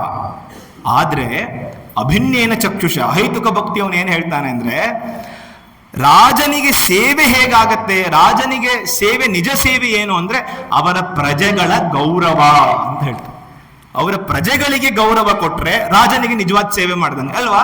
ನೀವು ಯೋಚನೆ ಮಾಡಿ, ಪ್ರಜೆಗಳಿಗೆ ಗೌರವ ಕೊಡಿದ್ರೆ ರಾಜನಿಗೆ ಮಾತ್ರ ಗೌರವ ಕೊಟ್ಟರೆ ನಿಜವಾಗ್ಲೂ ಗೌರವ ಕೊಟ್ಟ ಹಾಗ ಇಲ್ಲ ಅಲ್ವಾ? ಇದು ಸ್ವಲ್ಪ ನಮಗೆ ಅರ್ಥ ಮಾಡ್ಕೊಳ್ಳಿಕ್ಕೆ ಕಷ್ಟ, ಆದ್ರೆ ಅದು ನಿಜ. ಇದು ನೆನ್ಪಿಟ್ಕೊಳ್ಳಿ. ನಾನು ಮತ್ತೆ ಇನ್ನೊಂದು ಸರ್ತಿ ಹೇಳ್ತೀನಿ. 3 ಭಾವ ಇದೆ ಭಕ್ತಿಯಲ್ಲಿ. ಒಂದು ಭಿನ್ನ ದೃಕ್ಭಾವ, ಎರಡನೇದು ಪೃಥಕ್ ಭಾವ, ಮೂರನೇದು ಅಭಿನ್ನೇನ ಚಕ್ಷುಷ. ಮೊದಲನೇ ಅವನು ಹೇಳ್ತಾನೆ ನನಗೆ ರಾಜ ಮಾತ್ರ ಇಷ್ಟ, ಪ್ರಜೆ ಇಷ್ಟ ಇಲ್ಲ ಅಂತ. ಎರಡನೇ ಅವನು ಹೇಳ್ತಾನೆ ನನಗೆ ನಾನು ರಾಜನ ಸೇವಕ ಅಷ್ಟೇ, ನಂಗೆ ಪ್ರಜೆ ಬಗ್ಗೆ ಏನು ಕೇಳಬೇಡಿ ಅಂತ ಹೇಳ್ತಾನೆ. ಅವನು ದ್ವೇಷ ಮಾಡಿದ ಪ್ರಜೆಯನ್ನ, ಇವನು ಪ್ರಜೆ ಬಗ್ಗೆ ಏನು ಕೇಳಬೇಡಿ, ನಾನು ದ್ವೇಷ ಮಾಡಲ್ಲ, ಆದ್ರೆ ಅವ್ರ ಬಗ್ಗೆ ಏನು ಕೇಳಬೇಡಿ, ನಾನು ರಾಜನ ಸೇವಕ ಅಂತ ಹೇಳ್ದ. ಮೂರನೇ ಅವನು ಹೇಳ್ತಾನೆ ನಾನು ರಾಜನಿಗೆ ಸೇವೆ ಮಾಡ್ಬೇಕು ನಿಜ, ರಾಜನಿಗೆ ಗೌರವ ಕೊಡ್ಬೇಕು ನಿಜ, ಅದು ಹೇಗೆ? ಪ್ರಜೆಗೆ ಗೌರವ ಕೊಡೋದರ ಮೂಲಕ ರಾಜನಿಗೆ ಗೌರವ ಕೊಡ್ತೀನಿ, ಅದು ಅಹೈತುಕ ಭಕ್ತಿ, ಅದು ಅಭಿನ್ನೇನ ಚಕ್ಷುಷ ಅಂತ. ಇದೇ ಇವತ್ತಿನ ಮೂಲ ವಿಷಯ. ಪ್ರತಿಯೊಂದು ಜೀವಿಯಲ್ಲೂ ಭಗವಂತನ ವಾಸ ಇದೆ ಅಂತ ಕಪಿಲ ವಾಸುದೇವ ಈ ಅಭಿನ್ನೇನ ಚಕ್ಷುಷ ಅಂದ್ರೆ ಭಿನ್ನ ಇಲ್ಲದೆ ಇರುವಂತಹ ದೃಷ್ಟಿ. ಅಂದ್ರೆ ನನಗೆ ದೇವರು ಬೇರೆ, ಇವ್ರು ಬೇರೆ, ಇವ್ರು ಬೇರೆ, ಇವ್ರು ಬೇರೆ ಅಂತ ಹೇಳೋದು ಭಿನ್ನ ಭಾವ. ಅಭಿನ್ನೇನ ಚಕ್ಷುಷ ಅಂದ್ರೆ ಅಲ್ಲಿರುವಂತಹ ಭಗವಂತ ಬೇರೆ ಯಾರು ಅಲ್ಲ, ನನ್ನ ಪಕ್ಕದಲ್ಲಿ ಸುತ್ತಮುತ್ತ ಕೂತಿರೋರು ಯಾರು ಅಲ್ಲ, ಅವರೂ ಭಗವಂತನ ಸ್ವರೂಪರೇ ಅಂತ ನೋಡುವಂಥದ್ದೇನು ಅಭಿನ್ನೇನ ಚಕ್ಷುಷ ಅಂತ. ಇಂಥ ಚಕ್ಷುಷ ಇರೋರಿಗೆ, ಇಂಥ ಭಾವ ಇರೋರಿಗೆ ಕಪಿಲ ವಾಸುದೇವ ಹೇಳ್ತಾನೆ ಎಂಥ ಅದ್ಭುತ ಮನೋಭಾವ ಇರುತ್ತಂದ್ರೆ ನಮ್ಮಲ್ಲಿ ನಾವು 4 ರೀತಿಯ ಮುಕ್ತಿ ಅಂತ ಹೇಳ್ತೀವಿ. ಸಾಲೋಕ್ಯ, ಸಾಮೀಪ್ಯ, ಸಾರೂಪ್ಯ, ಆಮೇಲೆ ಸಾಯುಜ್ಯ, 4 ರೀತಿಯ ಮುಕ್ತಿ ಅಂತ ಹೇಳ್ತೀವಿ. ಇವನಿಗೆ ಏನಾದ್ರೂ ಈ 4 ರೀತಿಯ ಮುಕ್ತಿ ಕೊಡ್ತೀನಿ ಅಂದ್ರೆ ಬೇಡ ಅಂತಾನಂತೆ ಅವನು. ನಂಗೆ ಈ 4 ರೀತಿಯ, ಯಾಕೆಂದ್ರೆ ಅವನು ಅಹೇತುಕ ಭಕ್ತಿ ಅಲ್ವಾ, ನನಗೇನು ಕಾರಣ ಬೇಡ ಭಕ್ತಿ ಮಾಡೋದಕ್ಕೆ, ಆದ್ರೆ ಭಕ್ತಿ ಮಾಡ್ತೀನಿ ನಾನು. ನೀನು ಯಾವ ಮುಕ್ತಿ ಕೊಟ್ಟರು ಬೇಡ ನನಗೆ ನಿನ್ನ ಭಕ್ತಿ ಮಾತ್ರ ಬೇಕು ಅಂತ. ಅಲ್ಲಿ ಗೋಪಿಕಾ ಸ್ತ್ರೀಯರು ಹಾಗೆ ಹೇಳಿದಲ್ವಾ, ನೀನು ಕೃಷ್ಣನೋ ವಿಶ್ವರೂಪನೋ ನನಗೆ ಬೇಕಾಗಿಲ್ಲ, ನನಗೆ ನನ್ನ ಕೃಷ್ಣ ಬೇಕು. ಅದಕ್ಕೆ ಗೋಪಿಕಾ ಸ್ತ್ರೀಯರ ಭಕ್ತಿ ಅಹೇತುಕ ಭಕ್ತಿ. ಈ ಯಾವ ಮುಕ್ತಿಯೂ ಬೇಡ ಅಂತ ನೀವು ಅನ್ಬೋದು. ಈ ತರ ನಿಜವಾಗ್ಲೂ ಯಾರಾದ್ರೂ ಬದುಕಕ್ಕಾಗತ್ತಾ? ನೀವು ಗೋಪಿಕಾ ಸ್ತ್ರೀಯರದೆಲ್ಲ ಪುರಾಣದಲ್ಲಿ ಕತೆ ಹೇಳ್ತಿದ್ದೀರಾ, ಇವತ್ತು ಬದುಕ್ತಾರ ಆ ತರ ಅಂತ ನೀವು ನನಗೆ ಕೇಳ್ಬೋದು. ಬಹಳಷ್ಟು ಉದಾಹರಣೆ ಕೊಡ್ಬೋದು. ನಾವೆಲ್ಲ ರಾಮಕೃಷ್ಣ ಸಂಪ್ರದಾಯಕ್ಕೆ ಸೇರಿದ್ರಿಂದ ಅದ್ಭುತ ಉದಾಹರಣೆ ನಮ್ಮ ಮುಂದೆ ಅಹೇತುಕ ಭಕ್ತಿದು ಅಂದ್ರೆ ಸ್ವಾಮಿ ಅಖಂಡಾನಂದರದ್ದು. ನನಗೆ ಹೇಗೆ ಗೊತ್ತು, ನಿಮಗೆಲ್ಲ ಗೊತ್ತಿದೆ, ಸ್ವಾಮಿ ಅಖಂಡಾನಂದರು ಶ್ರೀರಾಮಕೃಷ್ಣರ ನೇರ ಶಿಷ್ಯರಲ್ಲಿ ಒಬ್ಬರು. ನಿಮಗೆಲ್ಲ ಗೊತ್ತಿರಬೇಕು, ಯಾರು ಸ್ವಲ್ಪ ಸ್ವಾಮೀಜಿಯ ಜೀವನ, ಅಖಂಡಾನಂದರ ಜೀವನ, ದಿವ್ಯತ್ರೆಯರ ಜೀವನ ಓದಿದಾಗ ಒಬ್ಬ ತುಂಬಾ ಹತ್ತಿರದ ಮಿತ್ರ ವಿವೇಕಾನಂದರಿಗೆ, ಪ್ರಮಥದಾಸ ಮಿತ್ರ ಅಂತ ಅವನ ಹೆಸರು. ಅವನು ವಿದ್ವಾಂಸ, ಅವನು ಸ್ವಲ್ಪ ಸಂಪ್ರದಾಯಸ್ಥ. ಅವನು ಅಖಂಡಾನಂದರಿಗೆ ಪತ್ರ ಬರಿತಾನೆ. ಏನಂತ ಪತ್ರ ಬರಿತಾನೆ ಗೊತ್ತಾ? ನೋಡಿ, ನೀವೆಲ್ಲ ಸನ್ಯಾಸಿಗಳಾಗಿ ಏನ್ ಮಾಡ್ತಿದ್ದೀರಾ? ಠಾಕೂರರು ಹೇಳಿದ್ದೇನು ಅಲ್ವಾ, ಭಗವತ್ ಸಾಕ್ಷಾತ್ಕಾರವೇ ಜೀವನದ ಗುರಿ ಅಂತ ಹೇಳಿದ್ರು. ಆದ್ರೆ ನೀವೆಲ್ಲ ಹುಚ್ಚರ ರೀತಿ ಏನ್ ಮಾಡ್ತಿದ್ದೀರಾ? ಆಗ ಆಗ್ತಾನೆ ಅಖಂಡಾನಂದರು ಒಂದು ರಿಲೀಫ್ ವರ್ಕ್ ಶುರು ಮಾಡಿರ್ತಾರೆ ಮುರ್ಷಿದಾಬಾದ್ ಜಿಲ್ಲೆನಲ್ಲಿ. ಅವಾಗ ಪ್ರಮಥದಾಸ್ ಮಿತ್ರ ಪತ್ರ ಬರಿತಾನೆ, ಇಲ್ಲ ನೀವು ಜಪ ಮಾಡ್ಬೇಕು, ಧ್ಯಾನ ಮಾಡ್ಬೇಕು, ಕೂತ್ಕೊಂಡು ಭಗವತ್ ಸಾಕ್ಷಾತ್ಕಾರಕ್ಕೋಸ್ಕರ ಎಲ್ಲ ಸಾಧನೆಯನ್ನು ಮಾಡ್ಬೇಕು, ಅದು ಬಿಟ್ಬಿಟ್ಟು ಇದೇನ್ ಸೇವೆ ಮಾಡ್ತಿದ್ದೀರಾ ನೀವು ಮಾಡ್ತಿರೋ ತಪ್ಪು ಅಂತ ಪ್ರಮಥದಾಸ್ ಮಿತ್ರ ಪತ್ರ ಬರಿತಾನೆ. ನೀವು ಆ ಪತ್ರ ಓದ್ಬೇಕು. ಪ್ರಮಥದಾಸ ಮಿತ್ರನಿಗೆ ಅಖಂಡಾನಂದರು ಮುಂದೆ ಪತ್ರ ಬರೀತಾರೆ. ಏನು ಅದ್ಭುತವಾಗಿ ಬರೀತಾರೆ ಅಂತ ಹೇಳಿದ್ರೆ, ನನ್ನ ಭಗವಂತ ಇಲ್ಲಿ ಹೊಟ್ಟೆ ಹಸುವಿನ ನರಳ್ತಿರ್ಬೇಕಾದ್ರೆ, ನನ್ನ ಭಗವಂತ ಇಲ್ಲಿ ವಿದ್ಯೆ ಇಲ್ಲದೆ ನರಳ್ತಿರ್ಬೇಕಾದ್ರೆ, ನನ್ನ ಭಗವಂತ ಇಲ್ಲಿ ಬಟ್ಟೆ ಇಲ್ಲದೆ ನರಳ್ತಿರ್ಬೇಕಾದ್ರೆ, ಆ ಭಗವಂತನನ್ನ ಸಾಕ್ಷಾತ್ಕಾರ ಮಾಡ್ಕೊಂಡು ಪ್ರಯೋಜನ ಏನು? ಯಾಕೆ? ನಿನ್ನ ಶಾಸ್ತ್ರ ಇದು ಹೇಳಲ್ವೇನು? ಪ್ರತಿಯೊಬ್ಬ ಜೀವಿಯಲ್ಲೂ ಭಗವಂತ ಅಡಗಿದ್ದಾನೆ ಅಂತ ನಿನ್ನ ಶಾಸ್ತ್ರ ಹೇಳಲ್ವೇನು? ನಮ್ಮ ಶಾಸ್ತ್ರ ನಾನು ಕೆಲಸ ಮಾಡ್ತಿರೋದಕ್ಕೆ ವಿರೋಧ ಮಾಡುತ್ತೇನೋ? ಇಲ್ಲ. ಹಾಗಾದ್ರೆ ಒಂದು ಮಾತು ಕೇಳು, ಅಕಸ್ಮಾತ್ ನಾನು ಇವರ ಸೇವೆ ಮಾಡಿ ನರಕಕ್ಕೆ ಹೋಗ್ತೀನಿ ಅನ್ನೋದಾದ್ರೆ ಅಂಥ ನರಕಕ್ಕೆ ನಾನು 1000 ಸತಿ ಹೋಗೋಕ್ಕೂ ಸಿದ್ಧ ಅಂತ ಅಖಂಡಾನಂದರು ಹೇಳ್ತಾರೆ. ಏನು ಅದ್ಭುತ ಭಾವ ನೋಡಿ. ಅದೇ ಅಹೇತುಕ ಭಕ್ತಿ. ಸಾರೂಪ್ಯ, ಸಾಲೋಕ್ಯ, ಸಾಮೀಪ್ಯ, ಸಾಯುಜ್ಯ, ಏನ್ ಮೋಕ್ಷ ಕೊಟ್ಟರು ನಂಗೆ ಬೇಡ. ಪ್ರತಿಯೊಬ್ಬ ಜೀವಿಯಲ್ಲೂ ಭಗವಂತನನ್ನು ನೋಡ್ಬೇಕು. ಏನು ಕಪಿಲ ವಾಸುದೇವ ಎಷ್ಟೋ 1000 ವರ್ಷಗಳಿಂದ ಹಿಂದೆ ಹೇಳಿದ್ನೋ ಅದನ್ನು ಅಖಂಡಾನಂದರು ಮಾಡಿ ತೋರಿಸಿದ್ರು. ಇನ್ನು ಎಷ್ಟು ಉದಾಹರಣೆ ಬೇಕು ನಿಮ್ಗೆ? ನಾನು ಬೇಕಾದ್ರೆ ನಾಳೆ ತನಕ ಉದಾಹರಣೆ ಕೊಡ್ತಾ ಇರ್ಬೋದು. ಸ್ವಾಮಿ ನಿಶ್ಚಯಾನಂದರು, ಸ್ವಾಮಿ ವಿವೇಕಾನಂದರ ನೇರ ಶಿಷ್ಯರು. ನಿಮಗೆ ಇವ್ರ ಬಗ್ಗೆ ನಿಜವಾಗ್ಲೂ ಇವ್ರ ಬಗ್ಗೆ ಎಲ್ಲ ನೀವು ತಿಳ್ಕೊಳ್ಳೇಬೇಕು. ಸ್ವಾಮಿ ಕಲ್ಯಾಣಾನಂದರ ಜೊತೆ ಅವರು ಹರಿದ್ವಾರ್ ಖನ್ಖಲಿಗೆ ಹೋಗಿ ಸೇವೆ ಮಾಡ್ತಾ ಇದ್ರು ನಿಶ್ಚಯಾನಂದರು. ಅವರಿಗೆ ಒಂದ್ಸರ್ತಿ ಮಾಸ್ಟರ್ ಮಹಾಶಯ, ನಿಮ್ಗೆಲ್ಲ ಗೊತ್ತಿದೆ, ವಚನವೇದ ಬರೆದವರು, ಅವರು ಖಂಕಲ್ ಆಶ್ರಮ ಭೇಟಿ ಮಾಡ್ಬೇಕಂತ ಹೋಗ್ತಾರೆ. ಭೇಟಿ ಮಾಡಕ್ ಹೋಗ್ತಾರೆ. ಇಲ್ಲಿ ನೋಡಿದ್ರೆ ನಿಶ್ಚಯಾನಂದ್ರು ಏನ್ ಮಾಡ್ತಿದ್ರು ಗೊತ್ತಾ? ಬೆಳಗ್ಗೆ ಎದೋಳೋದು, ರೋಗಿಗಳಿದಾರ ಅಂತ 16 ಮೈಲಿ ಹುಡ್ಕೊಂಡು ಹೋಗೋದು ಋಷಿಕೇಶ್ವರೆಗೂ ಹರಿದ್ವಾರದಿಂದ. ಯಾರ್ಯಾರು ರೋಗಿಗಳಿದ್ರೆ ಅವರನ್ನು ಹೆಗಲ ಮೇಲೆ ಹೊತ್ಕೊಂಡು ಬಂದು ಅವ್ರು ಸೇವೆ ಮಾಡೋದು ಪ್ರತಿನಿತ್ಯ ಇದೆ. ಅವ್ರ ಹೇಸಿಗೆ ತೆಗಿಯೋದು, ಅವರಿಗೆ ಡ್ರೆಸ್ಸಿಂಗ್ ಮಾಡೋದು, ಅವರು ರೋಗಿಗಳಾಗಿದ್ರೆ ನೋಡ್ಕೊಳ್ಳೋದು. 1 ದಿನ ನೋಡ್ತಾರೆ ಮಾಸ್ಟರ್ ಮಹಾಶಯರು, 2 ದಿನ ನೋಡ್ತಾರೆ, 3 ದಿನ ನೋಡ್ತಾರೆ, ಸಿಟ್ಟು ಬಂದ್ಬಿಡುತ್ತೆ. ಸಿಟ್ಟು ಬಂದ್ಬಿಟ್ಟು ನಿಶ್ಚಯಾನಂದ್ರು ಕೇಳ್ತಾರೆ, ಅಲ್ಲ, ನೀನು ಏನು ಮಾಡ್ತಾ ಇದೀಯಾ? ನೀ ಸನ್ಯಾಸಿ ಆಗಿದ್ಯಾ, ವಿವೇಕಾನಂದರಿಂದ ದೀಕ್ಷಿತನಾಗಿದ್ಯಾ, ಒಂದು ಸ್ವಲ್ಪ ಧ್ಯಾನ ಮಾಡೋದನ್ನ ನಾನೆಲ್ಲ ನೋಡೇ ಇಲ್ವಲ್ಲ ನಿನ್ನನ್ನು. ಒಂದು ಹೊತ್ತು ಕೂತ್ಕೊಂಡು ದೇವ್ರ ಪೂಜೆ ಮಾಡೋದನ್ನ ನಾನು ನೋಡೇ ಇಲ್ವಲ್ಲ, ಇದು ಯಾಕೆ ಹೀಗೆ ಮಾಡ್ತಿದ್ಯಾ ಅಂತ ಕೇಳಿದಾಗ ಅವ್ರಿಗೇನು ಉತ್ತರ ಗೊತ್ತಾಗ್ಲಿಲ್ಲ. ಅವ್ರ ಎರಡು ಕಣ್ಗಳಿಂದ ನೀರು ಬರ್ತಾ ಇತ್ತು. ಇನ್ನೊಂದು ದಿನ ಆಯ್ತು, 3ನೇ ದಿನ ಮತ್ತೆ ಇದೇ ಪ್ರಶ್ನೆ ಕೇಳ್ತಾರೆ. ಆವಾಗ ನಿಶ್ಚಯಾನಂದರು ಕೈ ಮುಗ್ದು ಹೇಳ್ತಾರೆ, ಕ್ಷಮಿಸಿ ಮಹಾಶಯರೇ, ನನ್ನ ಗುರು ನನಗೆ ಹೇಳಿಕೊಟ್ಟಿದ್ದು ಇದಿಷ್ಟೇ. ಅವ್ರ ಗುರು ಯಾರು? ವಿವೇಕಾನಂದರು. ವಿವೇಕಾನಂದರು ಕಲ್ಯಾಣಾನಂದರಿಗೆ ಹೇಳ್ತಾರೆ, ಹೋಗು ಅಲ್ಲಿ ರೋಗಿಗಳ ಸೇವೆ ಮಾಡು, ನಿನಗೇನು ಮಾಡೋಕ್ಕಾಗಲಿಲ್ವಾ, ಒಂದು ಮಡಿಕೆಯಲ್ಲಿ ನೀರಿಟ್ಕೋ, ಬಾಯಾರಿಕೆಯಿಂದ ಬಂದಂಥವ್ರಿಗೆ ನೀರು ಕೊಡು, ಹೋಗಿ ನೀನು ಪರಮಹಂಸನಾಗ್ತೀಯ ಅಂತ ಆಶೀರ್ವಾದ ಮಾಡಿ ಕಳಿಸ್ಬಿಡ್ತಾರೆ. ಪರಮಹಂಸ ಅವಸ್ಥೆ ಹೀಗೆ ಬರುತ್ತೆ ಅಂದರೆ ಆಲೋಚನೆ ಮಾಡಿ, ಇದಕ್ಕೆ ಎಷ್ಟು ಶಕ್ತಿ ಇರ್ಬೋದು. ನಿಶ್ಚಯಾನಂದರು 2 ಕಣ್ಣಲ್ಲಿ ನೀರು ಸುರಿಸಿ ಹೇಳ್ತಾರೆ, ಕ್ಷಮಿಸ್ಬಿಡಿ, ನನ್ನ ಗುರು ಹೇಳಿದ್ದಿಷ್ಟನ್ನೇ. ಮಾಸ್ಟರ್ ಏನೂ ಅರ್ಥ ಆಗಲಿಲ್ಲ ಆವಾಗ. ಅವರು 1-2 ದಿನ ಆದಮೇಲೆ ಬಂದು ನಿಶ್ಚಯಾನಂದ್ರ ಕಾಲಿಗೆ ಬಿದ್ದುಬಿಡ್ತಾರಂತೆ, ಕ್ಷಮಿಸಿ, ನಿನ್ನ ಸ್ಥಿತಿ ನನಗೆ ಅರ್ಥ ಆಗಲಿಲ್ಲಪ್ಪ, ಎಂಥ ಸ್ಥಿತಿ ಇದೆ. ಯಾಕೆ ಗೊತ್ತಾ, ಅವ್ರು ಸುಮ್ಮನೆ ಆ ಒಂದು ವ್ಯಕ್ತಿಯನ್ನು ಎತ್ಕೊಂಡು ಬರ್ತಿರ್ಲಿಲ್ಲ, ಭಗವಂತನೇ ಆ ವ್ಯಕ್ತಿಯ ರೂಪದಲ್ಲಿದ್ದಾನೆ ಅಂತ ಎತ್ಕೊಂಡು ಬಂದು ಸೇವೆ ಮಾಡ್ತಿದ್ರು. ಇದಕ್ಕಿಂತ ಯಾವ ಧ್ಯಾನ ಬೇಕು, ಇದಕ್ಕಿಂತ ಯಾವ ಪೂಜೆ ಬೇಕು ಯೋಚನೆ ಮಾಡಿ. ಯಾವುದೋ ಒಂದು ಮೂರ್ತಿಯ ಮುಂದೆ ಕೂತ್ಕೊಂಡು ನಾನು ಭಗವಂತನ ಸ್ಮರಣೆ ಮಾಡ್ತಿದ್ದೀನಿ ಅನ್ನೋದು ಹೆಚ್ಚೋ, ಭಗವಂತ ಸಾಕ್ಷಾತ್ ಇವನಲ್ಲಿದ್ದಾನೆ ನಾನು ಇವನ್ ಸೇವೆ ಮಾಡ್ತೀನಿ ಅನ್ನೋದು ಹೆಚ್ಚೋ? ಇದು ಕಪಿಲ ವಾಸುದೇವ ಹೇಳುವಂಥ ರಹಸ್ಯ. ಆದರೆ ನಾವು ಯಾರಿಗೂ ಅರ್ಥನೇ ಆಗಲ್ಲ. ಮುಂದೆ ಕಪಿಲ ವಾಸುದೇವ ಈ ಅಹೈತುಕ ಭಕ್ತಿಯನ್ನು ಹೇಳಿದ ಮೇಲೆ ಹೇಳ್ತಾನೆ ನೋಡು, ತಾಯಿಗೆ ಹೇಳ್ತಿದ್ದಾನೆ, ಅವನು ಎಷ್ಟು ಅದ್ಭುತವಾಗಿ ಹೇಳ್ತಾನೆ ಅಂತ ಹೇಳಿದ್ರೆ, ನನಗೆ ಕೆಲವರ ಭಕ್ತಿ ವಿಳಂಬನೆ ಅನ್ಸುತ್ತೆ ಅಂತ, ಹಾಸ್ಯ ಅನ್ಸುತ್ತೆ. ಏನು, ವಿಗ್ರಹ ಒಂದೇ ಕೂತ್ಕೊಂಡು ಗಂಟೆಗಟ್ಟಲೆ ಪೂಜೆ ಮಾಡ್ತಾರಂತೆ, ಆದ್ರೆ ಎಲ್ಲರ ಹೃದಯದಲ್ಲಿರುವ ನನ್ನನ್ನು ಕಡೆಗಣಿಸ್ತಾನ ಅವನು ಅಂತ. ಏನು ಅದ್ಭುತವಾಗಿ ಹೇಳ್ತಾರೆ ನೋಡಿ, ಅಹಂ ಸರ್ವೇಷು ಭೂತೇಷು ಭೂತಾತ್ಮ ವಸ್ಥಿತ ಸದಾ. ಮುಂದೆ ಎಷ್ಟು ಚೆನ್ನಾಗಿ ಹೇಳ್ತಾರೆ ನೋಡಿ, ತಮವಜ್ಞ ಮಾಂ ಮರ್ತ್ಯ ಅರ್ಚಾ ವಿಡಂಬನಂ ಅಂತ. ತಮವಜ್ಞ ಅಂತ ಹೇಳ್ತಾನೆ ಅಂದ್ರೆ ಎಲ್ಲರ ಹೃದಯದಲ್ಲಿರುವ ನನ್ನನ್ನ ಅವಜ್ಞೆ ಮಾಡಿ, ಎಲ್ಲರ ಹೃದಯದಲ್ಲಿರುವ ನನ್ನನ್ನ ಕಡೆಗಣಿಸಿ ಮೂರ್ತಿಯ ಮುಂದೆ ಕೂತ್ಕೊಂಡು ಗಂಟೆಗಟ್ಟಲೆ ಪೂಜೆ ಮಾಡೋರನ್ನ ನೋಡಿದ್ರೆ ಅವರ ಭಕ್ತಿ ನನಗೆ ವಿಡಂಬನೆ ಅನ್ಸುತ್ತೆ, ಹಾಸ್ಯ ಅನ್ಸುತ್ತೆ ಅಂತ. ನೋಡಿ ಎಷ್ಟು ಅದ್ಭುತ. ನಾವೆಲ್ಲ ಎಷ್ಟು ತಪ್ಪು ಮಾಡ್ತಿದ್ದೀವಿ ಅಂತ ಅರ್ಥ ಆಗತ್ತಾ ನಿಮಗೆ? ಪೂಜೆ ಮಾಡೋದು ತಪ್ಪು ಅಂತ ಕಪಿಲ ವಾಸುದೇವ ಹೇಳೋಲ್ಲ. ಅವ್ರು ಹೇಳ್ತಾರೆ ಮೂರ್ತಿ ಪೂಜೆ ಮಾಡೋದು ಬೇಕು ನಿಜ, ಆದರೆ ಮೂರ್ತಿ ಪೂಜೆಯ ಜೊತೆಗೆ ಎಲ್ಲರ ಹೃದಯದಲ್ಲಿರುವ ನನ್ನನ್ನು ಗೌರವಿಸಬೇಕು. ಹೇಗ್ ಸಾಧ್ಯ? ನೀವೆಲ್ಲ ಕೇಳ್ಬೋದು, ಇದು ಹೇಗ್ ಸಾಧ್ಯ? ಇದೆಲ್ಲ ಸಿದ್ಧಾಂತ. ನಾನು ತುಂಬ ಒಂದು ಸ್ಪಷ್ಟತೆ ಇತ್ತು ನನಗೆ. ಬರೀ ಸಿದ್ಧಾಂತವನ್ನು ಹೇಳಬಾರ್ದು, ಅದು ಸಾಧನೆ ಹೇಗೆ ಆಗುತ್ತೆ ಅಂತಾನು ಹೇಳಬೇಕು ಅಂತ. ಬಹಳಷ್ಟು ಉದಾಹರಣೆಗಳಿದೆ. ನೀವು ಏಕನಾಥ ಮಹಾರಾಜರ ಹೆಸರು ಕೇಳಿದ್ದೀರಾ? ಅತ್ಯಂತ ವಿಶಿಷ್ಟ ಭಕ್ತರು ಅವರು, ಸಂತರು. ಏಕನಾಥ ಮಹಾರಾಜರು ಆವಾಗೆಲ್ಲ ಒಂದು ಪದ್ಧತಿ ಇತ್ತು, ಇವಾಗ್ಲೂ ಇದೆ. ಏನಂತ ಹೇಳಿದ್ರೆ, ಗಂಗೆಯಿಂದ ನೀರು ತೆಗೆದುಕೊಂಡು ಬಂದು ರಾಮೇಶ್ವರನಿಗೆ ಅಭಿಷೇಕ ಮಾಡಬೇಕು ಅಂತ. ಅದೊಂದು ಪದ್ಧತಿ ಉತ್ತರ ಭಾರತದವ್ರದೆಲ್ಲ. ಏಕನಾಥ ಮಹಾರಾಜರು ಗಂಗೆಯನ್ನು ತೆಗೆದುಕೊಂಡು ಕಾಲ್ನಡಿಗೆಯಲ್ಲಿ ರಾಮೇಶ್ವರಕ್ಕೆ ಬರ್ತಿದ್ದಾರೆ. 2 ಕೊಡಗಳಲ್ಲಿ ನೀರಿತ್ಕೊಂಡು ಹೆಗಲ ಮೇಲೆ ಇಟ್ಕೊಂಡು ಭಕ್ತರ ಜೊತೆ ರಾಮೇಶ್ವರಕ್ಕೆ ಬರ್ತಿದ್ದಾರೆ. ಏನಕ್ಕೆ? ಗಂಗಾ ನದಿಯನ್ನ ಶಿವನ ಮೇಲೆ ಅರ್ಪಿಸಬೇಕು, ಶಿವನಿಗೆ ಅರ್ಪಿಸಬೇಕು ಅಂತ. ಎಷ್ಟೋ ತಿಂಗಳುಗಳ ನಡ್ಕೊಂಡು ಬಂದಿದ್ದಾರೆ. ಸುಮ್ಮನೆ ಅಲ್ಲ ಅಲ್ವಾ, ಗಂಗೆ ಎಲ್ಲಿ ಹರಿತಾಳೆ, ರಾಮೇಶ್ವರ ಎಲ್ಲಿರೋದು? ಎಷ್ಟೋ ತಿಂಗಳುಗಳ ನಡ್ಕೊಂಡು ಬಂದಿದ್ದಾರೆ. ಇನ್ನೇನು ರಾಮೇಶ್ವರ ಒಂದು ಸ್ವಲ್ಪ ದೂರದಲ್ಲಿದೆ. ಭಕ್ತರೆಲ್ಲ ಹೋಗ್ತಿರ್ತಾರೆ, ಅವರು ನೋಡ್ತಾರೆ ಒಂದು ಕತ್ತೆ ಬಾಯಾರಿಕೆಯನ್ನು ನರಳ್ತಿರುತ್ತೆ. ಅವ್ರ ಹತ್ರ ಏನು ಮತ್ತೆ ಸಹಾಯ ಮಾಡ್ಲಿಕ್ಕೆ ಏನು ಇರೋದಿಲ್ಲ. ಅದಕ್ಕೆ ಏಕನಾಥ ಮಹಾರಾಜರು ಏನ್ ಮಾಡ್ತಾರೆ ಗೊತ್ತಾ? ನೀವು ಹೋಗಿ ಮುಂದೆ, ನಾನು ಬರ್ತೀನಿ ಅಂತ ಹೇಳ್ಬಿಟ್ಟು ಅದಕ್ಕೆ ಅವರೆಲ್ಲ ಕೇಳಿದ್ರು, ಏನ್ ಮಾಡ್ತೀರಾ? ಈ ಕತ್ತೆ ಬಾಯಾರಿಕೆಯಿಂದ ನರಳ್ತಿದೆ, ಈ ಗಂಗಾ ಜಲವನ್ನು ಅದು ಕುಡಿಸ್ತೀನಿ. ಏಕನಾಥರೇ, ನಿಮ್ಗೆ ಎಲ್ಲಾದ್ರೂ ಹುಚ್ಚಿಡ್ದಿದ್ಯಾ? ಅಷ್ಟು ದೂರದಿಂದ ಕಷ್ಟಪಟ್ಟು ಗಂಗೆಯನ್ನು ತಂದಿದ್ಯಾಕೆ ನೀವು? ರಾಮೇಶ್ವರನಿಗೆ ಅರ್ಪಿಸಬೇಕು ಅಂತ. ಇದನ್ನ ನೀರನ್ನು ಇಲ್ಲಿ ಕುಡಿಸ್ಬಿಟ್ರೆ ಅದು ವ್ಯರ್ಥ ಆಗ್ಲಿಲ್ವೇ ಅಂತ ಹೇಳಿದಾಗ ಏಕನಾಥರು ಹೇಳ್ತಾರಂತೆ, ಇಲ್ಲಿ ನನ್ನ ಶಂಕರ ಬಾಯಾರಿಕೆಯಿಂದ ಸಾಯ್ತಿರ್ಬೇಕಾದ್ರೆ ಆ ನೀರನ್ನ ತೆಗೆದುಕೊಂಡು ಬಂದು ರಾಮೇಶ್ವರನಿಗೆ ಅಭಿಷೇಕ ಮಾಡದೆ ಪ್ರಯೋಜನ ಏನ್ ಬಂತು? ನೀವೆಲ್ಲ ಹೋಗಿ ಅಂತ ಹೇಳ್ಬಿಟ್ಟು ಆ ಗಂಗಾ ನದಿಯನ್ನ ನೇರವಾಗಿ ಕತ್ತೆಗೆ ಕೂಡಿಸ್ಬಿಟ್ಟಂತೆ. ಆ ಕ್ಷಣದಲ್ಲಿ ಶಂಕರನ ಒಂದು ದರ್ಶನ ಏಕನಾಥರಿಗಾಯ್ತಂತೆ. ನೋಡಿ, ಪ್ರತಿಯೊಂದು ಜೀವಿಯಲ್ಲೂ ನಾನಿದ್ದೇನೆ ಅಂತ ಏನು ಕಪಿಲ ವಾಸುದೇವ ಹೇಳಿದ್ನೋ ಅದು ಸತ್ಯ ಆಯಿತು ಅಂತ. ಸುಮ್ಮನೆ ಅಲ್ಲ, ಏಕನಾಥರು ಎಲ್ಲೋ ಇದ್ದಿದ್ದಲ್ಲ, ಈಗ ಒಂದು 200-300 ವರ್ಷದ ಕೆಳಗಡೆ ಇದ್ದವರು. ಅವರೆಲ್ಲ ಇದನ್ನು ಮಾಡಿ ತೋರಿಸಿದ್ದಾರೆ.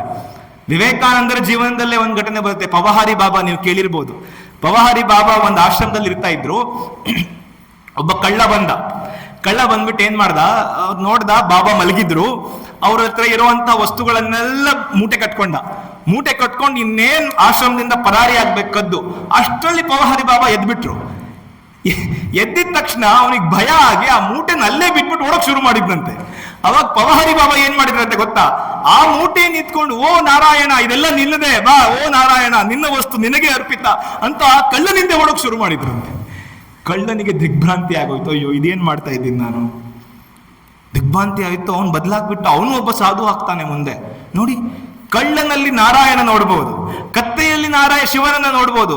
ನಾವ್ಯಾಕೆ ನಮ್ಮ ಸುತ್ತ ಇರುವ ಜೀವಿಗಳಲ್ಲಿ ಭಗವಂತನನ್ನ ನೋಡಬಾರ್ದು? ಒಂದ್ ಸ್ವಲ್ಪ ಅದಕ್ಕೆ ತಮವಜ್ಞಯ ಅಂತ ಯಾಕೆ ಹೇಳ್ತಾನಂದ್ರೆ, ನಮ್ಮ ಸುತ್ತಲಿರುವ ಜೀವಿಗಳ ಹೃದಯದಲ್ಲಿರುವ ಭಗವಂತನನ್ನ ಅವಜ್ಞೆ ಮಾಡಿ ಅವನನ್ನ ಕಡೆಗಣಿಸಿ ನಾವೇನಾದ್ರೂ ಭಗವಂತನನ್ನ ಬೇರೆ ಕಡೆ ಹುಡ್ಕೋದಿಕ್ ಸಾಧ್ಯ ಆದ್ರೆ ಸಿಗುತ್ತಾ ಅಂತ ಒಂದು ತಮಾಷೆ ಘಟನೆ ಇದೆ. ಒಬ್ಬ ಗುರು ಶಿಷ್ಯರಿದ್ರು. ಶಿಷ್ಯ ಏನ್ ಮಾಡೋದಂದ್ರೆ, ನಮ್ಗೆಲ್ಲ ತುಂಬಾ ಆ ಥರ ರಿಚುವಲಿಸ್ಟಿಕ್ ಜೀವನ ಇದ್ದವ್ರಿಗೆ ಏನಂದ್ರೆ, ಅದು ನಾನು ತಪ್ಪು ಅಂತ ಹೇಳ್ತಿಲ್ಲ, ನಾನು ಕ್ಷಮಿಸಿ, ಆದ್ರೆ ನಾನು ಅದು ಹೇಳಲೇಬೇಕು, ಅದಕ್ಕೆ ಹೇಳ್ತಿದ್ದೀನಿ. ಅದು ತಪ್ಪಲ್ಲ. ಆದ್ರೆ ಯಾವಾಗ ತಪ್ಪಲ್ಲ ಯಾವಾಗ ತಪ್ಪು ಅನ್ನೋದನ್ನ ಗಮನಿಸಿ. ನಮ್ಗೆಲ್ಲ ಒಂದಿರುತ್ತೆ, ಸೋಮವಾರ ಶಿವನ ದೇವಸ್ಥಾನಕ್ಕೆ ಹೋಗ್ಬೇಕು, ಆಗ ಮನಸ್ಸಿಗೆ ಸಮಾಧಾನ. ಮಂಗಳವಾರ ಈ ದೇವಸ್ಥಾನಕ್ಕೆ ಹೋಗ್ಬೇಕು, ಆಗ ಮನಸ್ಸಿಗೆ ಸಮಾಧಾನ. ಬುಧವಾರ ನಾವೆಲ್ಲ ಒಂದೊಂದು ದಿನಗಳಿಗೆ ಒಂದೊಂದು ದೇವರುಗಳನ್ನ ಡೆಸಿಗ್ನೇಟ್ ಮಾಡ್ಬಿಟ್ಟಿದ್ವಿ. ಆ ದಿನಗಳು ಆ ದೇವಸ್ಥಾನಕ್ಕೆ ಹೋದ್ರೇನೆ ನಮಗೆ ಸಮಾಧಾನ. ತಪ್ಪಲ್ಲ, ಹೋಗ್ಬೇಕು. ಆದ್ರೆ ನಮ್ಮ ಭಾವ ಅಲ್ಲೇ ಉಳಿಬಾರ್ದು. ಯಾಕೆ? ಸೋಮವಾರ ಶಿವನ ದೇವಸ್ಥಾನಕ್ಕೆ ಹೋಗೋದು ಸರಿ, ಆದ್ರೆ ಎಲ್ಲರಲ್ಲಿ ಶಿವನನ್ನ ಅವಗಣನೆ ಮಾಡೋದು ಅದು ತಪ್ಪು ಅಲ್ವಾ? ಗುರುಗಳು ಇವನಿಗೆ ಪಾಠ ಕಲಿಸ್ಬೇಕಂತ ಏನ್ ಮಾಡಿದ್ರಂತೆ, ಒಂದಿನ ರಾತ್ರಿ ಹೀಗೆ ಆಶ್ರಮಕ್ಕೆ ಬಂದ, ಕತ್ಲಾಗಿತ್ತು, ಕರೆಂಟ್ ಹೊಟ್ಟೋಗ್ಬಿಟ್ಟಿತ್ತು. ಗುರುಗಳು ರಸ್ತೆ ಬದಿ ನಿಂತ್ಕೊಂಡು ಏನೋ ಹುಡುಕ್ತಾ ಇದ್ರಂತೆ. ಶಿಷ್ಯ ಕೇಳ್ದ, ಅಲ್ಲ ಏನ್ ಹುಡುಕ್ತಿದ್ದೀರ ಗುರುಗಳೇ ಕತ್ಲಲ್ಲಿ ರಾತ್ರಿ, ಅದು ರಸ್ತೆ ಬದಿ ಅಂತ. ಇಲ್ಲಿ ನಾನು ನಿನ್ನೆ ಬೆಳಗ್ಗೆ ಒಂದು ಸೂಜಿ ಬೀಳಿಸ್ಕೊಂಡ್ಬಿಟ್ಟಿದ್ನಪ್ಪ, ಇದು ಕುಟೀರದೊಳಗಡೆ ಒಂದು ಸೂಜಿ ಬೀಳಿಸ್ಕೊಂಡ್ಬಿಟ್ಟಿದ್ದೆ, ಅದು ಎಲ್ಲಾದ್ರೂ ಸಿಗುತ್ತಾ ಅಂತ ಹುಡುಕ್ತಿದ್ದೀರಿ ಅಂತ. ಅವನ್ ಜೋರಾಗಿ ನಕ್ಬಿಟ್ನಂತೆ. ಅಲ್ಲ ಗುರುಗಳೇ, ಮೊದಲನೇದಾಗಿ ನಿನ್ನೆ ಬೆಳಿಗ್ಗೆ ಸೂಜಿ ಬೀಳಿಸ್ಕೊಂಡಿದ್ದೀರಾ, ಎರಡನೇದು ಕುಟೀರದ ಒಳಗಡೆ ಬೀಳಿಸ್ಕೊಂಡಿದ್ದೀರಾ, ಆದ್ರೆ ಇಂಥ ರಾತ್ರಿಯಲ್ಲಿ ನೀವು ಹುಡುಕ್ತಿರೋದೆಲ್ಲಿ? ಒಳಗಡೆ ರಸ್ತೆಯಲ್ಲಿ ಅಂತ. ಅದಕ್ಕೆ ಗುರುಗಳು ಹೇಳಿದ್ರಂತೆ, ನಾನು ಮಾಡ್ತಿರೋದು ವಿಡಂಬನೆ ಅನ್ಸಿದ್ರೆ, ಓ ಮಗುವೆ, ನೀನ್ ಮಾಡ್ತಿರೋದು ವಿಡಂಬನೆ ಅಲ್ಲದೆ ಇನ್ನೇನು? ನಿನ್ನ ಹೃದಯದಲ್ಲಿ ಇರುವಂತಹ ಭಗವಂತನನ್ನ ಬಿಟ್ಟು ಭಗವಂತ ಅಲ್ಲಿ ಸಿಗ್ತಾನೆ, ಭಗವಂತ ಇಲ್ಲಿ ಸಿಗ್ತಾನೆ, ಭಗವಂತ ಅಲ್ಲಿ ಸಿಗ್ತಾನೆ ಅಂತ ಎಲ್ಲ ಕಡೆ ಹೋಗ್ತಿದ್ಯಾ. ನಿನ್ನ ಹೃದಯದಲ್ಲಿ ನೀನ್ ಭಗವಂತನನ್ನ ನೋಡ್ತಿರೋಲ್ಲ. ಎಲ್ಲಿ ಕಳ್ಕೊಂಡಿದ್ಯೋ ಅಲ್ಲಿ ಹುಡುಕು ಭಗವಂತನನ್ನ. ನಾನ್ ಪಿನ್ನಿ ಎಲ್ಲಿ ಕಳ್ಕೊಂಡಿದ್ಯೋ ಅಲ್ಲಿ ಹುಡುಕ್ಬೇಕು ಅನ್ನೋದು ನಿನ್ನ ವಾದ ಆದ್ರೆ, ನೀನು ಭಗವಂತನನ್ನ ಎಲ್ಲಿ ಕಳ್ಕೊಂಡಿದ್ಯೋ ಅಲ್ಲಿ ಭಗವಂತನನ್ನ ಹುಡುಕು ಅಂತ ಹೇಳ್ತಾರೆ. ಹೌದಲ್ಲ? ನಮ್ಗೆ ನಿಜ ಅಂತ ಅನ್ಸಲ್ವಾ? ನೀವು ಕೇಳಿ, ನಾವು ಹೇಗೆ ನೋಡ್ಬೇಕು ಅಂತ ತುಂಬಾ ಅದ್ಭುತವಾಗಿ ನಮ್ಮ ಘಟನೆಗಳು ಬರುತ್ತೆ. ಸ್ವಾಮಿ ವಿವೇಕಾನಂದರ ಜೀವನದಲ್ಲೇ ಒಂದು ಘಟನೆ ಬರುತ್ತೆ. ಪ್ಲೇಗ್ ದೊಡ್ಡ ಮಹಾಮಾರಿ ಹರಡಿರುತ್ತೆ. ಆಗ ವಿವೇಕಾನಂದರು ಈ ಇಮಿಡಿಯೇಟ್ ನಾವು ರಿಲೀಫ್ ವರ್ಕ್ ಶುರು ಮಾಡಬೇಕು ಅಂತ ಹೇಳಿ ನಿವೇದಿತಾ ಎಲ್ಲರಿಗೂ ಹೇಳ್ತಾರೆ. ಹೇಳ್ಬೇಕಾದ್ರೆ ನಮಗೆ ದುಡ್ಡು ಬೇಕಲ್ಲ ರಿಲೀಫ್ ವರ್ಕ್ ಮಾಡೋದಕ್ಕೆ. ವಿವೇಕಾನಂದರ ಜೀವನದ ಕನಸು ಒಂದಾಗಿತ್ತು, ಏನ್ ಗೊತ್ತಾ? ಗಂಗಾಧರದಲ್ಲಿ ಗುರು ಮಹಾರಾಜರಿಗೆ ಒಂದು ದೇವಸ್ಥಾನ ನಿರ್ಮಾಣ ಮಾಡಬೇಕು ಅಂತ. ಅದಕ್ಕೋಸ್ಕರ ಬೇಲೂರು ಮಠದ ಜಾಗವನ್ನ ಕೊಂಡ್ಕೊಂಡಿದ್ರು, ಕಷ್ಟಪಟ್ಟು ಕೊಂಡ್ಕೊಂಡಿದ್ರು, ಎಲ್ಲರೂ ಸಹಾಯ ಮಾಡಿ ಕೊಂಡ್ಕೊಂಡಿದ್ರು. ವಿವೇಕಾನಂದರು ಏನ್ ಹೇಳ್ತಾರೆ ಗೊತ್ತಾ? ಅವ್ರ ಜೀವನದ ಕನಸನ್ನ ನನಸು ಮಾಡೋದಕ್ಕೆ ತಗೊಂಡಿದ್ದಾರೆ ಆ ಜಾಗವನ್ನ. ಹೇಳ್ತಾರೆ, ಪ್ಲೇಗ್ ರಿಲೀಫ್ ವರ್ಕ್ಗೆ ದುಡ್ಡು ಕಡಿಮೆ ಆಗಿದ್ರೆ ಬೇಲೂರು ಮಠದ ಜಾಗವನ್ನು ಮಾರ್ಬಿಡೋಣ. ಏನು ಅದ್ಭುತ ಮಾತು ನೋಡಿ. ಸಾಧ್ಯ ಅಲ್ಲ ಇದು ನಮಗೆ, ಅಂದ್ರೆ ಅಷ್ಟು ಸುಲಭ ಅಲ್ಲ ಇದು ಬರುವಂಥದ್ದು. ಅದಕ್ಕೆ ಹೇಳ್ತಿದ್ದೀನಿ ಮತ್ತೆ, ಸಿದ್ಧಾಂತ ಸಾಧನೆ ಆಗ್ಬೇಕು, ತತ್ವ ತೊಡಗಿಸ್ಕೊಳ್ಬೇಕು ಅಂತ ಅವ್ರು ಹೇಳ್ತಾರೆ. ಬೇಲೂರು ಮಠವನ್ನು ಮಾರ್ಬಿಡೋಣ, ಮಾರ್ಬಿಟ್ಟು ಅದ್ರಲ್ಲಿ ಬರೋ ದುಡ್ಡನ್ನ ನಾವು ಸೇವೆಗೆ ಉಪಯೋಗಿಸೋಣ. ಆಮೇಲೆ ಅದು ಆಗ್ಲಿಲ್ಲ, ಹಾಗೆ ನಾವು ಬೇರೆ ಬೇರೆ ರೀತಿಯಲ್ಲಿ ಅವರಿಗೆ ಸಹಾಯ ಒದಗಿತು. ಆದ್ರೆ ಆ ಭಾವನೆ ಗುರುತಿಸ್ಬೇಕು. ಅಷ್ಟೇ ಅಲ್ಲ, ಇತ್ತೀಚೆಗೆ ನಡೆದ ಒಂದು 30-40 ವರ್ಷದಿಂದ ನಿಮ್ಗೆಲ್ಲ ಗೊತ್ತಿರಬೇಕು, ಪರಮಪೂಜ್ಯ ಸ್ವಾಮಿ ವೀರೇಶ್ವರಾನಂದರು ರಾಮಕೃಷ್ಣ ಮಹಾಸಂಘದ ಅಧ್ಯಕ್ಷರಾಗಿದ್ರು. ಆಗ ನಡೆದಂತಹ ಘಟನೆ 1970-75 ಒಂದು ನಡುವಿನಲ್ಲಿ ಆಗದಂತ ಘಟನೆ. ಏನಾಯ್ತು, ಕಲ್ಕತ್ತಾದಲ್ಲಿ ಒಂದು ದೊಡ್ಡ ಬಿರುಗಾಳಿ ಬಂತು, ಚಂಡಮಾರುತ ಬಂತು. ಸೆಪ್ಟೆಂಬರ್ ಸಮಯದಲ್ಲಿ ಚಂಡಮಾರುತ ಬಂದು ಎಲ್ಲವೂ ಕೊಚ್ಕೊಂಡು ಹೊಟ್ಟೋಯ್ತು. ಎಲ್ಲ ಕಡೆ ಬಡತನ, ಎಲ್ಲ ಕಡೆ ಹಸಿವು ತಾಂಡವ ಆಡ್ತಾ ಇದೆ.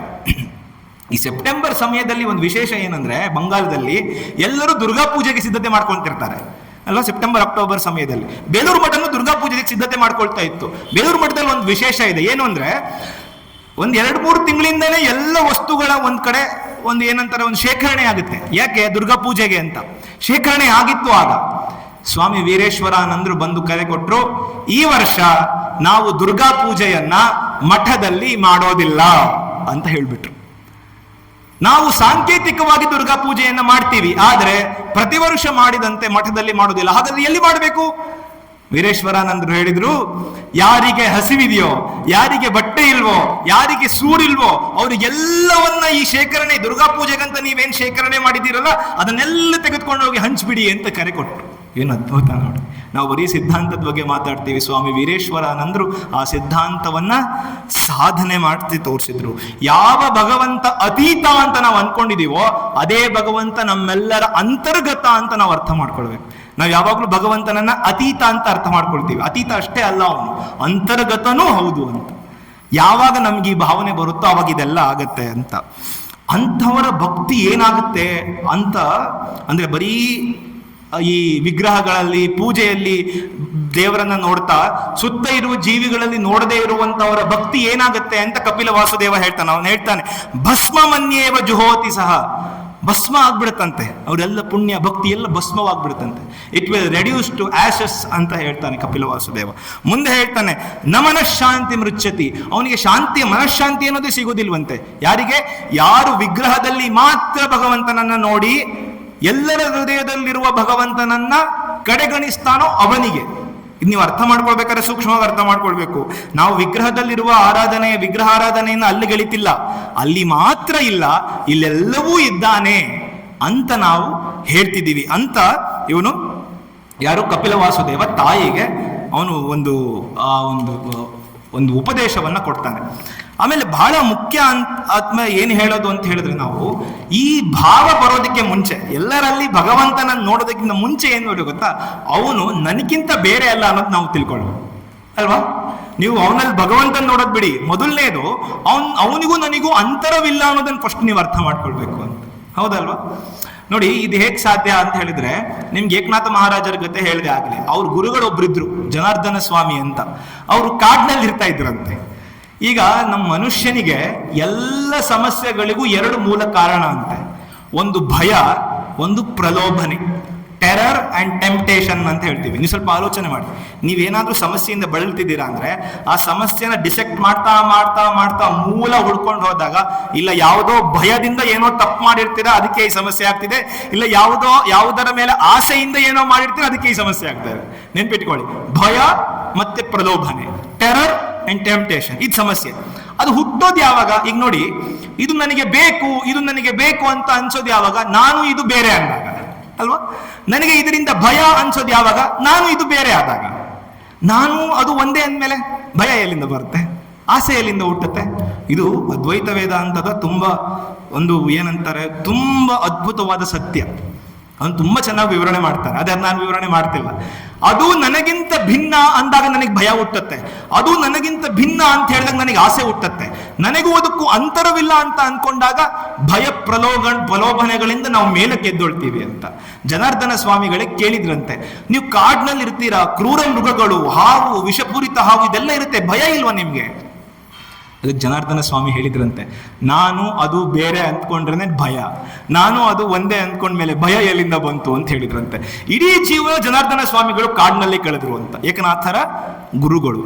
ಆ ರೀತಿ ಮೊದಲು ಎಲ್ಲರಲ್ಲಿ ಭಗವಂತನನ್ನ ನೋಡೋದಕ್ಕೆ ಮೊದಲನೇ ಸ್ಟೆಪ್ ಏನು? ಅವರಿಗೂ ನನಗೂ ಭಿನ್ನತೆ ಇಲ್ಲ ಅಂತ ಅರ್ಥ ಮಾಡ್ಕೊಳ್ಳೋದು ಅಂತ. ಅದನ್ನೇ ಕೊನೆಯದಾಗಿ ಏನು ಕಪಿಲ ವಾಸುದೇವ ಹೇಳ್ತಾನೆ, ಎಷ್ಟು ಅದ್ಭುತ ನೋಡಿ. ಈ ಮಾತನ್ನು ನಾವು ಒಂದು ವೇದವಾಕ್ಯ ತರ ಇಟ್ಕೊಳ್ಬೇಕು. ಅವನು ಹೇಳ್ತಾನೆ, ಅಥಮಾಂ ಸರ್ವಭೂತೇಷು ಭೂತಾತ್ಮಾನಂ ಕೃತಾಲಯಂ. ಈ ಮಾತನ್ನು ಮತ್ತೆ ಕೇಳಿಸ್ಕೊಳ್ಳಿ. ಅಥಮಾಂ ಸರ್ವಭೂತೇಷು ಭೂತಾತ್ಮಾನಂ ಕೃತಾಲಯಂ ಅರ್ಹಯೇತ್ ದಾನಮಾನಾಭ್ಯಾಂ ಮೈತ್ರ್ಯಾ ಭಿನ್ನ ಚಕ್ಷುಷ ಅಂತ ಹೇಳ್ತಾನೆ. ಈ ಶ್ಲೋಕದ ಅರ್ಥ ಎಷ್ಟು ಅದ್ಭುತವಾಗಿದೆ ಅಂತ ಹೇಳಿದ್ರೆ, ಹೇಳ್ತಾರೆ ನೋಡಿ, ಕಪಿಲ ವಾಸುದೇವ ಹೇಳ್ತಾನೆ, ಅಥಮಾಂ ಸರ್ವಭೂತೇಷು ಭೂತಾತ್ಮಾನಂ ಕೃತಾಲಯಂ. ನಾನು ಅಂದ್ರೆ ಭಗವಂತ ಎಲ್ಲರ ಹೃದಯದಲ್ಲಿ ಆಲಯ ಮಾಡಿ ವಾಸ ಮಾಡ್ತಿದ್ದಾನಂತೆ. ಅದಕ್ಕೇನು ಹೇಳ್ತಾನೆ ಮುಂದೆ, ಅರ್ಹಯೇ ದಾನಮಾನಾಭ್ಯಾಂ. ಅವನನ್ನ ಭಕ್ತಿ ಮಾಡಿ, ಅವನನ್ನ ಪ್ರೀತಿಸಿ. ಹೇಗೆ? ದಾನ ಕೊಡೋದ್ರಿಂದ, ಅಂದ್ರೆ ಸೇವೆ ಮಾಡೋದ್ರಿಂದ. ನಾವು ಸೇವೆ ಮಾಡ್ಬೇಕಾದ್ರೆ ನಮ್ಗೊಂದು ಭಾವ ಇರುತ್ತೆ, ಏನ್ ಹೇಳಿ? ನಾನ್ ಸೇವೆ ಮಾಡ್ತಿದ್ದೀನಿ, ಅವನು ಸೇವೆ ಮಾಡಿಸ್ಕೊಳ್ತಿದ್ದಾನೆ. ನಾನು ಶ್ರೇಷ್ಠ, ಅವನು ಕನಿಷ್ಠ. ನಾವು ದಾನ ಮಾಡ್ಬೇಕಾದ್ರೆ ನಾವು ಆಶ್ರಮಕ್ಕೂ ಇನ್ನೊಂದು ಕಡೆ ನಮ್ಮ ಹತ್ರ ದುಡ್ಡಿದೆ, ಅದಕ್ಕೆ ದಾನ ಮಾಡ್ತಿದ್ದೀವಿ. ನಾವು ಕೊಡುವವರು, ಅವರು ಈಸ್ಕೊಳ್ಳೋರು ಅನ್ನೋ ಭಾವನೆ ನಮ್ಮಲ್ಲಿ ಇರುತ್ತೆ. ಆದ್ರೆ ಆ ಭಾವನೆಯನ್ನ ಹೇಗೆ ಹೊಡೆದಾಕಿದ್ದಾರೆ ಇಲ್ಲಿ ಕಪಿಲ ವಾಸುದೇವ ಅಂತ ಹೇಳಿದ್ರೆ, ಅರ್ಹೇ ದಾನ ಮಾನಾಭ್ಯಾಮ್ ಅಂತ ಹೇಳ್ತಾರೆ. ಏನು ಅದ್ಭುತ ಮಾತು ಗೊತ್ತಾಯ್ತು. ಬರೀ ದಾನ ಕೊಟ್ರೆ ಸಾಲದಂತೆ, ಯಾವ ರೀತಿ ಕೊಡ್ಬೇಕು? ವಿತ್ ರೆಸ್ಪೆಕ್ಟ್, ಗೌರವದಿಂದ ಕೊಡ್ಬೇಕು ನೀನು. ಕಲ್ಯಾಣಾನಂದರಿಗೆ ವಿವೇಕಾನಂದ ಹೇಳ್ತಾರೆ, ನೋಡು ಹೋಗಿ ನೀನು ಅಲ್ಲಿ ಸೇವೆ ಮಾಡ್ಬೇಕು ಅಂತ. ಒಂದ್ಸರ್ತಿ ಏನಾಗುತ್ತೆ, ಒಬ್ಬ ರೋಗಿ, ಯಾವುದೋ ರೋಗಿ ಪಾಪ ಬಂದ್ಬಿಟ್ಟು ಆಶ್ರಮದ ಒಂದು ಇನ್ನೇನು ಎಂಟ್ರೆನ್ಸ್ ಇರುತ್ತಲ್ಲ, ಅಲ್ಲಿ ಅವನು ಬಿದ್ದೋಗ್ಬಿಟ್ಟಿರ್ತಾನೆ. ವೈದ್ಯರೆಲ್ಲ ಬರ್ತಾರೆ, ಕಲ್ಯಾಣಾನಂದರು ಆಗ ಆಶ್ರಮದ ಒಳಗಡೆ ಇರ್ತಾರೆ. ವೈದ್ಯರೆಲ್ಲ ಬಂದ್ಬಿಟ್ಟು ನೋಡ್ತಾರೆ, ಅವ್ನು ಇನ್ನೇನು 2 ಸೆಕೆಂಡಲ್ಲಿ ಪ್ರಾಣ 2 ನಿಮಿಷದಲ್ಲಿ ಪ್ರಾಣ ಹೋಗ್ಬಿಡುತ್ತೆ, ಆ ಸ್ಥಿತಿಯಲ್ಲಿ ಇರ್ತಾನೆ. ಅವ್ರು ನೋಡ್ಕೊಂಡು ಅವರೆಲ್ಲ ಅನ್ಕೊಳ್ತಾರೆ ಇನ್ನೇನು 2 ನಿಮಿಷದಲ್ಲಿ ಪ್ರಾಣ ಹೋಗ್ಬಿಡುತ್ತೆ, ಅವ್ನಿಗೆ ಹಾಸ್ಪಿಟಲ್ಗೆ ಅಡ್ಮಿಟ್ ಮಾಡಿ, ಅವಾಗ ಒಂದು ಹಾಸ್ಪಿಟಲ್ ನಡೆಸ್ತಿರ್ತಾರೆ, ಹಾಸ್ಪಿಟಲ್ ಅಡ್ಮಿಟ್ ಮಾಡಿ ಏನು ಪ್ರಯೋಜನ ಅಂತ ಹಾಗೆ ಅವರು ಡಿಸ್ಕಸ್ ಮಾಡ್ತಾ ಇದ್ರು. ಕಲ್ಯಾಣಾನಂದರು ಇದನ್ನು ದೂರದಿಂದ ನೋಡಿದ್ರು. ನೋಡಿದ ತಕ್ಷಣ ಹೇಳಿದ್ರು, ಏನ್ ನಡೀತಾ ಇದೆ ಅಲ್ಲಿ? ಇಲ್ಲ ಸ್ವಾಮೀಜಿ, ಅವ್ನು ಸ್ವಲ್ಪ ಹೊತ್ತಲ್ಲಿ ಹೋಗ್ಬಿಡ್ತಾನೆ, ಅದಕ್ಕೆ ನಾವು ಸೇರಿಸ್ಕೋತಿಲ್ಲ. ಕಲ್ಯಾಣಾನಂದ ಸಿಟ್ಟು ಬರುತ್ತೆ, ತಾವೇ ಬಂದು ಅವನನ್ನ ಹಾಸ್ಪಿಟಲ್ಗೆ ಅಡ್ಮಿಟ್ ಮಾಡ್ತಾರೆ. ಅಡ್ಮಿಟ್ ಮಾಡಿ ಅವರು ನೀರು ಕುಡಿಸಿ ಶ್ರೀರಾಮಕೃಷ್ಣರ ಸ್ಮರಣೆಯನ್ನು ಮಾಡ್ತಾ ಅವ್ನು ಪ್ರಾಣ ಬಿಟ್ಬಿಡ್ತಾನೆ. ಆಗ ಡಾಕ್ಟರ್ ಎಲ್ಲ ಹೇಳಿದ್ರಂತೆ, ನೋಡೋದ ಸ್ವಾಮೀಜಿ, ನಾವೇನು ಹೇಳಿದ್ವಿ, 2 ನಿಮಿಷದಲ್ಲಿ ಅವ್ನ ಪ್ರಾಣ ಹೊಟ್ಟೋಗುತ್ತೆ ಅಂತ ಹೇಳಿದ್ವಿ. ಇಷ್ಟೆಲ್ಲ ಸರ್ಕಸ್ ಮಾಡ್ಬೇಕಿತ್ತ? ಅವನಿಗೆ ಆಶ್ರಮದಲ್ಲಿ ಸೇರಿಸ್ಕೊಂಡು ಇದೆಲ್ಲ ಮಾಡ್ಬೇಕಿತ್ತ ಅಂತ ಕೇಳಿದಾಗ ಸ್ವಾಮೀಜಿ ಹೇಳಿದ್ರಂತೆ, ನೋಡು, ನನಗೆ ನನ್ನ ಗುರುಗಳು ಹೇಳಿದ್ದೇನು ಗೊತ್ತಾ, ಇವನು ರೋಗಿ ಅಂತಲ್ಲ, ರೋಗಿಯಲ್ಲಿರುವಂತ ಭಗವಂತ ಅಂತ. ನನ್ನ ಭಗವಂತ ನನ್ನ ರೋಡ್ ಸೈಡ್ ನಾನು ಸಾಯೋದಕ್ಕೆ ಹೇಗೆ ಬಿಡೋಕ್ ಸಾಧ್ಯ? ಅವನಿಗೆ ಗೌರವಯುತವಾಗಿ ಸಾಯೋಕ್ ನಾನು ಬಿಡಬೇಕು ಅಲ್ವಾ? ಅವ್ರು ಹೇಳ್ತಾರೆ, ಅವನು ರಸ್ತೆ ಬದಿ ಸತ್ತಿರೋದಕ್ಕೂ ಅವನನ್ನು ಕರ್ಕೊಂಡು ಬಂದು ಗೌರವಯುತವಾಗಿ ಅವನಿಗೆ ನೀರು ಕುಡಿಸಿ ಗುರು ಮಹಾರಾಜರ ಸ್ಮರಣೆ ಮಾಡ್ತಾ ಅವನು ಸಾಯೋದಕ್ಕೂ ವ್ಯತ್ಯಾಸ ಇಲ್ವೇನು? ಅವ್ರು ಹೇಳ್ತಾರೆ, ನನ್ನ ಗುರುಗಳು ಹೇಳಿದ್ದು ರೋಗಿಗಳ ಸೇವೆ ಮಾಡುವಂತಲ್ಲ, ರೋಗಿಗಳ ರೂಪದಲ್ಲಿ ಸಾಕ್ಷಾತ್ ಭಗವಂತ ಇದ್ದಾನೆ, ಅವರ ಸೇವೆ ಮಾಡುವಂತ ನನ್ನ ಗುರುಗಳು ಹೇಳಿಕೊಳಿಸಿದ್ದು. ಪ್ರತಿಯೊಬ್ಬರನ್ನ ಇಡೀ ಜೀವನ ಕಲ್ಯಾಣಾನಂದರ ಹಾಗೆ ಬದುಕ್ತಾರೆ. ಎಂಥ ಅದ್ಭುತವಾದ ಜೀವನ ಅಂದ್ರೆ, ನಿಜವಾಗ್ಲೂ ನೀವು ಕಲ್ಯಾಣಾನಂದರ ಜೀವನ ಓದ್ಬೇಕು, ನಮ್ಗೆಲ್ಲ ಆದರ್ಶಪ್ರಾಯ. ಅದಕ್ಕೆ ಏನ್ ಹೇಳ್ತಾರೆ, ಅರ್ಹೇ ದಾನ ಮಾನಾಭ್ಯಾಮ್. ಬರೀ ಸೇವೆ ಮಾಡಿದ್ರೆ ಸಾಲದಂತೆ, ಗೌರವದಿಂದ ಸೇವೆ ಮಾಡಬೇಕು. ಅದಕ್ಕೆ ಹೇಳ್ತಾರೆ ವಿವೇಕಾನಂದರು, ಡೋಂಟ್ ಸ್ಟೆಪ್ ಆನ್ ದ ಪೆಡೆಸ್ಟ್ರಲ್. ನಾನು ಮೇಲೆ ನಿಂತ್ಕೊಂಡು ಹೀಗೆ ದಾನ ಕೊಡಬಾರ್ದಂತೆ. ಅದಕ್ಕೆ ಹೇಳ್ತಾರೆ, ಬೆಂಡ್ ಯುವರ್ ನೀಸ್. ನಾವು ಕೆಳಗಡೆ ಕೂತ್ಕೊಂಡು ನಮ್ಮಲ್ಲಿರುವಂತ ಹೀಗೆ ತಗೋ ಅಂತ ಹೇಳ್ಬೇಕಂತೆ. ನಾವು ದಾನ ಮಾಡ್ಬೇಕಾದ್ರೆ ಹೀಗೆ ಕೊಡಬಾರ್ದಂತೆ, ಹೀಗೆ ಇಟ್ಕೊಂಡು ಹೇಳ್ಬೇಕಂದ್ರೆ ತಗೋ ದಾನವನ್ನ ಅಂತ. ಒಂದು ಗೌರವದಿಂದ ಕೊಡ್ಬೇಕು. ಯಾಕೆ? ನಿಮ್ಮ ಹತ್ರ ದಾನ ಇಸ್ಕೊಳ್ತಿರೋ ಒಂದು ಸಾಮಾನ್ಯನಲ್ಲ, ಅವನ ಹೃದಯದಲ್ಲಿ ಭಗವಂತ ಇದ್ದಾನೆ. ಅರ್ಹಯೇತ್ ದಾನಮಾನಾಭ್ಯಾಂ ಮೈತ್ರ್ಯಾ ಭಿನ್ನ ಚಕ್ಷುಷ. ಇದನ್ನ ಕಪಿಲರು ತನ್ನ ಒಂದು ಇದನ್ನ ನಾವು ಈ ಇಡೀ ಅಧ್ಯಾಯದ ಚರಮ ಶ್ಲೋಕ ಅಂದ್ರೆ ಅತ್ಯಂತ ಮುಖ್ಯವಾದ ಶ್ಲೋಕ, ಅತ್ಯಂತ ಮುಖ್ಯವಾದ ಒಂದು ಉಪದೇಶ ಅಂತ ಅನ್ಕೊಳ್ಬೋದು. ಆದ್ರೆ ನನಗೆ ಇದನ್ನ ಏನ್ ಪ್ರಶ್ನೆ ಬರುತ್ತೆ, ಇಷ್ಟೆಲ್ಲ ನಾವು ಜೀವ ಸೇವೆಯನ್ನ ಕೇಳಿದ್ವಿ, ಇದೆಲ್ಲ ಮಾಡೋದ್ರಿಂದ ನಿಮ್ಗೆಲ್ಲ ಪ್ರಶ್ನೆ ಹುಟ್ಟಬೇಕು, ನಮ್ಗೇನು ಉಪಯೋಗ? ಎಲ್ಲರಲ್ಲಿ, ಎಲ್ಲ ಜೀವಿಗಳಲ್ಲಿ ಭಗವಂತನ ನೋಡೋದ್ರಿಂದ ಇಷ್ಟೊತ್ತೇನೋ ಸಿದ್ಧಾಂತ ಹೇಳಿದ್ರಿ, ಸಾಧನೆ ಹೇಗೆ ಮಾಡ್ಬೇಕಂತ ಹೇಳಿದ್ರಿ, ನಮಗೆ ವೈಯಕ್ತಿಕವಾಗಿ ಏನು ಉಪಯೋಗ? ಪ್ರಶ್ನೆ ಬರುತ್ತೋ ಇಲ್ವೋ? ಹೌದಾ? ಇನ್ನೊಂದು ಪ್ರಶ್ನೆ ಬರುತ್ತೆ, ಅವರಲ್ಲಿ ದೇವರೇ ಇದ್ದಾನೆ, ಸಾಕ್ಷಾತ್ ಭಗವಂತನೇ ಇದ್ದಾನೆ ಅಂತ ಹೇಳಿದಾಗ ಭಗವಂತ ಅವನ ಪಾಡಿಗೆ ಅವ್ರು ರಕ್ಷಣೆ ಮಾಡ್ಕೋತಾನೆ. ನಾವ್ಯಾಕೆ ಭಗವಂತನ ರಕ್ಷಣೆ ಮಾಡೋದು? ಭಗವಂತನ ರಕ್ಷಣೆ ಮಾಡೋಕೆ ನಾವ್ಯಾರು? ಎಲ್ಲರಲ್ಲೂ ಭಗವಂತ ಇದ್ದಾನೆ ಅಂತ ಹೇಳಿದ್ಮೇಲೆ ನಾವು ಭಗವಂತನ ರಕ್ಷಣೆ ಮಾಡೋಕೆ ನಾವ್ಯಾರು? ಅವನ ರಕ್ಷಣೆ ಅವನೇ ಮಾಡ್ಕೊಳ್ತಾನೆ ಅನ್ನೋ 2 ಭಾವ ನಮ್ಮ ಮನಸ್ಸಿನಲ್ಲಿ ಬರುತ್ತೆ. ಇನ್ನೊಂದು ಭಾವನೂ ಬರುತ್ತೆ, ಹಾಗಾದ್ರೆ ಕೆಟ್ಟವರಲ್ಲೂ ಭಗವಂತನನ್ನು ನೋಡ್ಬೇಕಾ ಅಲ್ವಾ? ಈ 3 ಪ್ರಶ್ನೆ ಬರುತ್ತೆ ನಿಮ್ಗೆ. ಯಾರಿಗೂ ನೀವು ಅದನ್ನ ಮುಗಿಸ್ಕೊಂಡು ಹೋಗ್ಬೇಕು, ಆ ಡೌಟ್ ಅನ್ನ ಕ್ಲಿಯರ್ ಮಾಡ್ಕೊಂಡು ಹೋಗ್ಬೇಕು, ಅವಾಗಲೇ ಇದು ಸರಿ ಹೋಗುತ್ತೆ ಅಂತ. ಇದಕ್ಕೂ ಬಹಳ ಅದ್ಭುತವಾಗಿ ಉತ್ತರ ಇದೆ ಅಂತ. ಇದೆಲ್ಲ ಮಾಡೋದೇನು ಗೊತ್ತಾ, ಅವನಿಗೆ ಸಹಾಯ ಆಗ್ಲಿ ಅಂತಲ್ಲ, ಅವನಿಗೇನೋ ಸಹಾಯ ಆಗ್ತಿದೆ ಅಂತಲ್ಲ, ನನ್ನ ಮನಸ್ಸು ಪರಿವರ್ತನೆ ಹೊಂದತ್ತೆ ಅಂತ. ವಿವೇಕಾನಂದರು ಅದಕ್ಕೆ ಒಂದು ಅದ್ಭುತವಾದ ಉದಾಹರಣೆ ಕೊಡ್ತಾರೆ. ಯಾರೋ ಕೇಳ್ತಾರೆ ವಿವೇಕಾನಂದಕ್ಕೆ, ನಾನು ಯಾಕೆ ಒಳ್ಳೇದು ಮಾಡ್ಬೇಕು ಜಗತ್ನಲ್ಲಿ, ನಾನು ಯಾಕೆ ಇನ್ನೊಬ್ರಿಗೆ ಸೇವೆ ಮಾಡ್ಬೇಕು? ಜಗತ್ತೇನು ಬದಲಾಗೋದಿಲ್ಲ, ಹೌದಾ? ಜಗತ್ ಬದಲಾಯ್ತಾ? ಬದಲಾಗೋದಿಲ್ಲ. ಜಗತ್ ಬದಲಾಗೋದಿಲ್ಲ ಅಂತ ಅಂದಮೇಲೆ ನಾನು ಸೇವೆ ಮಾಡಿ ಏನು ಉಪಯೋಗ ಅಂತ ನಿಮ್ಗೆಲ್ಲ ಪ್ರಶ್ನೆ ಇರ್ಬೋದು. ನಾನು ಆಶ್ರಮಕ್ಕೆ ಬಂದು ಇಷ್ಟೆಲ್ಲ ಒಳ್ಳೆತನವನ್ನ ಮಾಡಿ ಏನು ಉಪಯೋಗ? ಯಾಕೆ ಒಳ್ಳೇದು ಮಾಡ್ಬೇಕು ಒಬ್ರು ಅಲ್ವಾ? ನೀವೆಲ್ಲ ಒಳ್ಳೇದು ಮಾಡ್ತೀರಾ, ಆದ್ರೆ ಯಾಕೆ ಒಳ್ಳೇದು ಮಾಡ್ಬೇಕು ಅಂತ ಆಲೋಚನೆ ಮಾಡಿದ್ದೀರಾ? ನಾವು ಯಾವತ್ತೂ ಆಲೋಚನೆ ಮಾಡಿ ಒಳ್ಳೇದು ಮಾಡ್ಬೇಕಷ್ಟೇ, ಅದು ಒಳ್ಳೇದೇ, ಆದ್ರೆ ನಮ್ಗೆ ಅದು ಗೊತ್ತಿರ್ಬೇಕು ಯಾಕೆ ಒಳ್ಳೇದು ಮಾಡಬೇಕು ಅಂತ. ವಿವೇಕಾನಂದ ಹೇಳಿದ್ರಂತೆ, ಬಹಳ ದೊಡ್ಡದಾಗಿ ಬಂದಿದ್ಯಾ ನೀನು ಜಗತ್ತನ್ನು ಪರಿವರ್ತನೆ ಮಾಡೋಕ್ಕೆ. ಅಲ್ಲಪ್ಪ, ಹಿಂದೆ ಯೇಸು ಕ್ರಿಸ್ತ ಬಂದ, ಎಷ್ಟೋ ಒಳ್ಳೆಯದನ್ನು ಹೇಳ್ದ, ಜಗತ್ತು ಬದಲಾಯ್ತಾ? ಆಗ್ಲಿಲ್ಲ. ಕೃಷ್ಣ ಬಂದ, ಬುದ್ಧ ಬಂದ, ರಾಮ ಬಂದ, ಶಂಕರರು ಬಂದ್ರು, ರಾಮಾನುಜರು ಬಂದ್ರು, ಮಧ್ವರು ಬಂದ್ರು, ಎಲ್ಲರೂ ಬಂದ್ರು. ಅಂಥ ಅವತಾರ ಪುರುಷರೇ ಬಂದು ಜಗತ್ತನ್ನ ಬದಲಾಯಿಸಕ್ ಪ್ರಯತ್ನ ಪಟ್ರು. ಜಗತ್ ಬದಲಾಯ್ತಾ? ಬದಲಾಗ್ಲಿಲ್ಲ. ಹಾಗಾದ್ರೆ ನಿನಗೆ ಪ್ರಶ್ನೆ ಹುಟ್ಟಬಹುದು, ಇವರೆಲ್ಲ ಪ್ರಯತ್ನ ಮಾಡಿ ಬದಲಾಯಿಸಕ್ಕಾಗದೇ ಇರುವಂತಹ ಜಗತ್ತನ್ನ ನಾನು ಒಳ್ಳೇದ್ ಮಾಡಿ ಹೇಗೆ ಬದಲಾಯಿಸಕ್ ಸಾಧ್ಯ ಅಂತ ವಿವೇಕಾನಂದರು ಬಹಳ ಅದ್ಭುತವಾಗಿ ಒಂದು ಉದಾಹರಣೆ ಕೊಡ್ತಾರೆ. ನೋಡಪ್ಪ, ಜಗತ್ತು ನಾಯಿ ಬಾಲದ ರೀತಿ, ಅದು ಯಾವಾಗಲೂ ಡೊಂಕೆ. ಆದ್ರೆ ನೆನಪಲ್ಲಿಟ್ಕೋ, ನೀನು ಬದುಕಿರೋವರೆಗೂ ಆ ನಾಯಿ ಬಾಲವನ್ನ ಹಿಡಿದು ನೇರವಾಗಿ ಇಟ್ಕೊಂಡಿರ್ಬೇಕು ಅಂತ. ಯಾಕೆ ನೇರವಾಗಿ ಇಟ್ಕೊಂಡಿರ್ಬೇಕು? ನೇರವಾಗಿ ಇಟ್ಕೊಳ್ಳೋಕೆ ಪ್ರಯತ್ನ ಮಾಡಬೇಕು ನಾವು. ಕೃಷ್ಣ ಮಾಡಿದ್ದು ಅದೇ, ರಾಮ ಮಾಡಿದ್ದು ಅದೇ, ಯೇಸು ಕ್ರಿಸ್ತ ಮಾಡಿದ್ದು ಅದೇ, ಪೈಗಂಬರರು ಮಾಡಿದ್ದು ಅದೇ, ರಾಮಕೃಷ್ಣರು ಮಾಡಿದ್ದು ಅದೇ, ವಿವೇಕಾನಂದರು ಮಾಡಿದ್ದು ಅದೇ. ಆದ್ರೆ ಅವ್ರು ಒಂದ್ಸತಿ ಬಿಟ್ಟ ಮೇಲೆ ಮತ್ತೆ ನಾಯಿಬಾಲ ಡೊಂಕೆ. ಆದ್ರೆ ನಾವು ಬದುಕಿರೋವರೆಗೂ ಅದನ್ನ ಇಟ್ಕೊಳ್ಬೇಕು. ಅದರಿಂದ ಏನ್ ಪ್ರಯೋಜನ ಸ್ವಾಮೀಜಿ? ನಾಯಿ ಬಾಲ ಡೊಂಕೆ ಆಗತ್ತೆ ಪುನಃ. ಅದರಿಂದ ನಾಯಿ ಬಾಲಕ್ಕೆ ಏನ್ ಪ್ರಯೋಜನ ಆಗಲ್ವೋ? ನೀನು ಆ ನಾಯಿ ಬಾಲವನ್ನ ನೇರವಾಗಿ ಬದುಕಿರೋವರೆಗೂ ಇಟ್ಕೊಂಡಾಗ ನಿನ್ನ ರಟ್ಟೆ ಗಟ್ಟೆ ಆಗತ್ತೆ ಅಂತ ವಿವೇಕಾನಂದ ಹೇಳ್ತಾರೆ. ನಾಯಿ ಬಾಲಕ್ಕೆ ಏನು ಪ್ರಯೋಜನ ಆಗಲ್ಲ. ಸೊ ಇನ್ನೊಬ್ಬರ ಸೇವೆ ಮಾಡೋದ್ರಿಂದ, ಇನ್ನೊಬ್ಬರಿಗೆ ನಾವು ಒಳ್ಳೇದ್ ಮಾಡೋದ್ರಿಂದ ಅವ್ರಿಗೇನೋ ಉಪಯೋಗ ಅಂತ ನಾವು ತಪ್ಪು ತಿಳ್ಕೊಂಡ್ಬಿಟ್ಟಿದೀವಿ. ನಿಜವಾಗ್ಲೂ ಅವ್ರಿಗೇನು ಉಪಯೋಗ ಆಗಲ್ಲ. ನಾವು ಆ ಭಾವನೆಯಲ್ಲಿ ಯಾವತ್ತೂ ಸೇವೆ ಮಾಡಬೇಡಿ.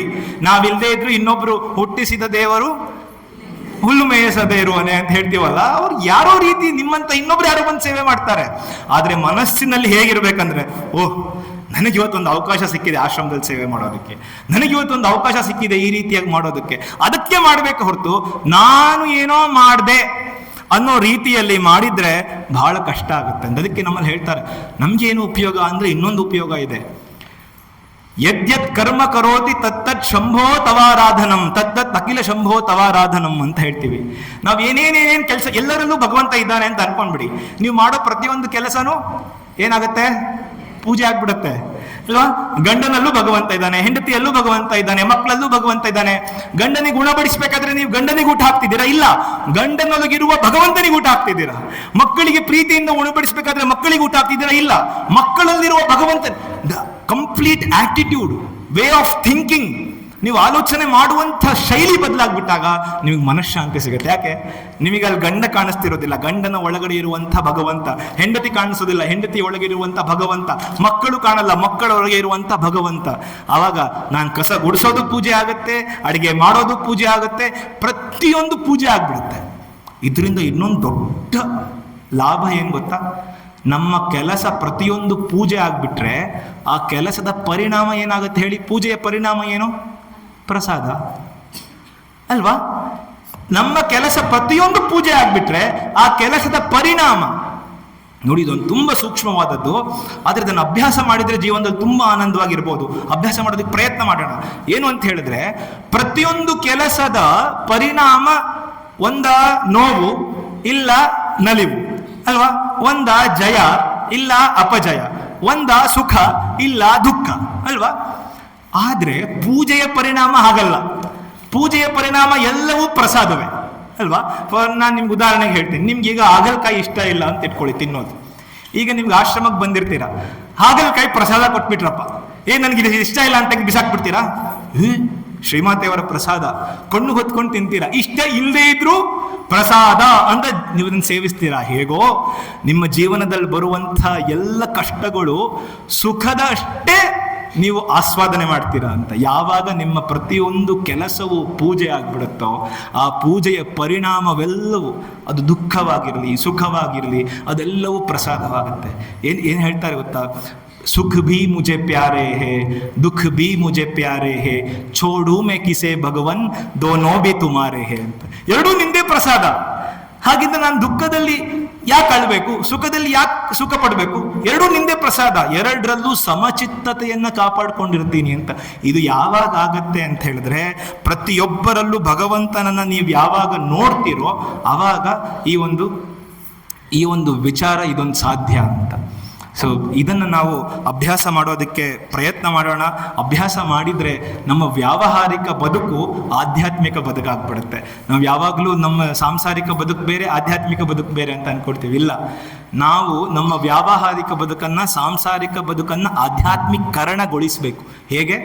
ಕಪಿಲ ವಾಸುದೇವ ಹೇಳಿದ ಹಾಗೆ ಪ್ರತಿಯೊಬ್ಬರಲ್ಲೂ ಭಗವಂತನನ್ನು ನೋಡಬೇಕು, ಪ್ರತಿಯೊಬ್ಬರಿಗೂ ಸೇವೆಯನ್ನು ಮಾಡಬೇಕು, ಗೌರವಪೂರ್ಣವಾಗಿ ಸೇವೆ ಮಾಡಬೇಕು. ಆಗ ನಮ್ಮೆಲ್ಲರ ಜೀವನ ಸುಂದರವಾಗುತ್ತೆ ಅಂತ ಹೇಳ್ತಾ ನನ್ನ ಮಾತುಗಳನ್ನು ಶ್ರೀಮಾತೆಯವರ ಚರಣಗಳಲ್ಲಿ ಅರ್ಪಿಸ್ತೇನೆ. ಧನ್ಯವಾದಗಳು.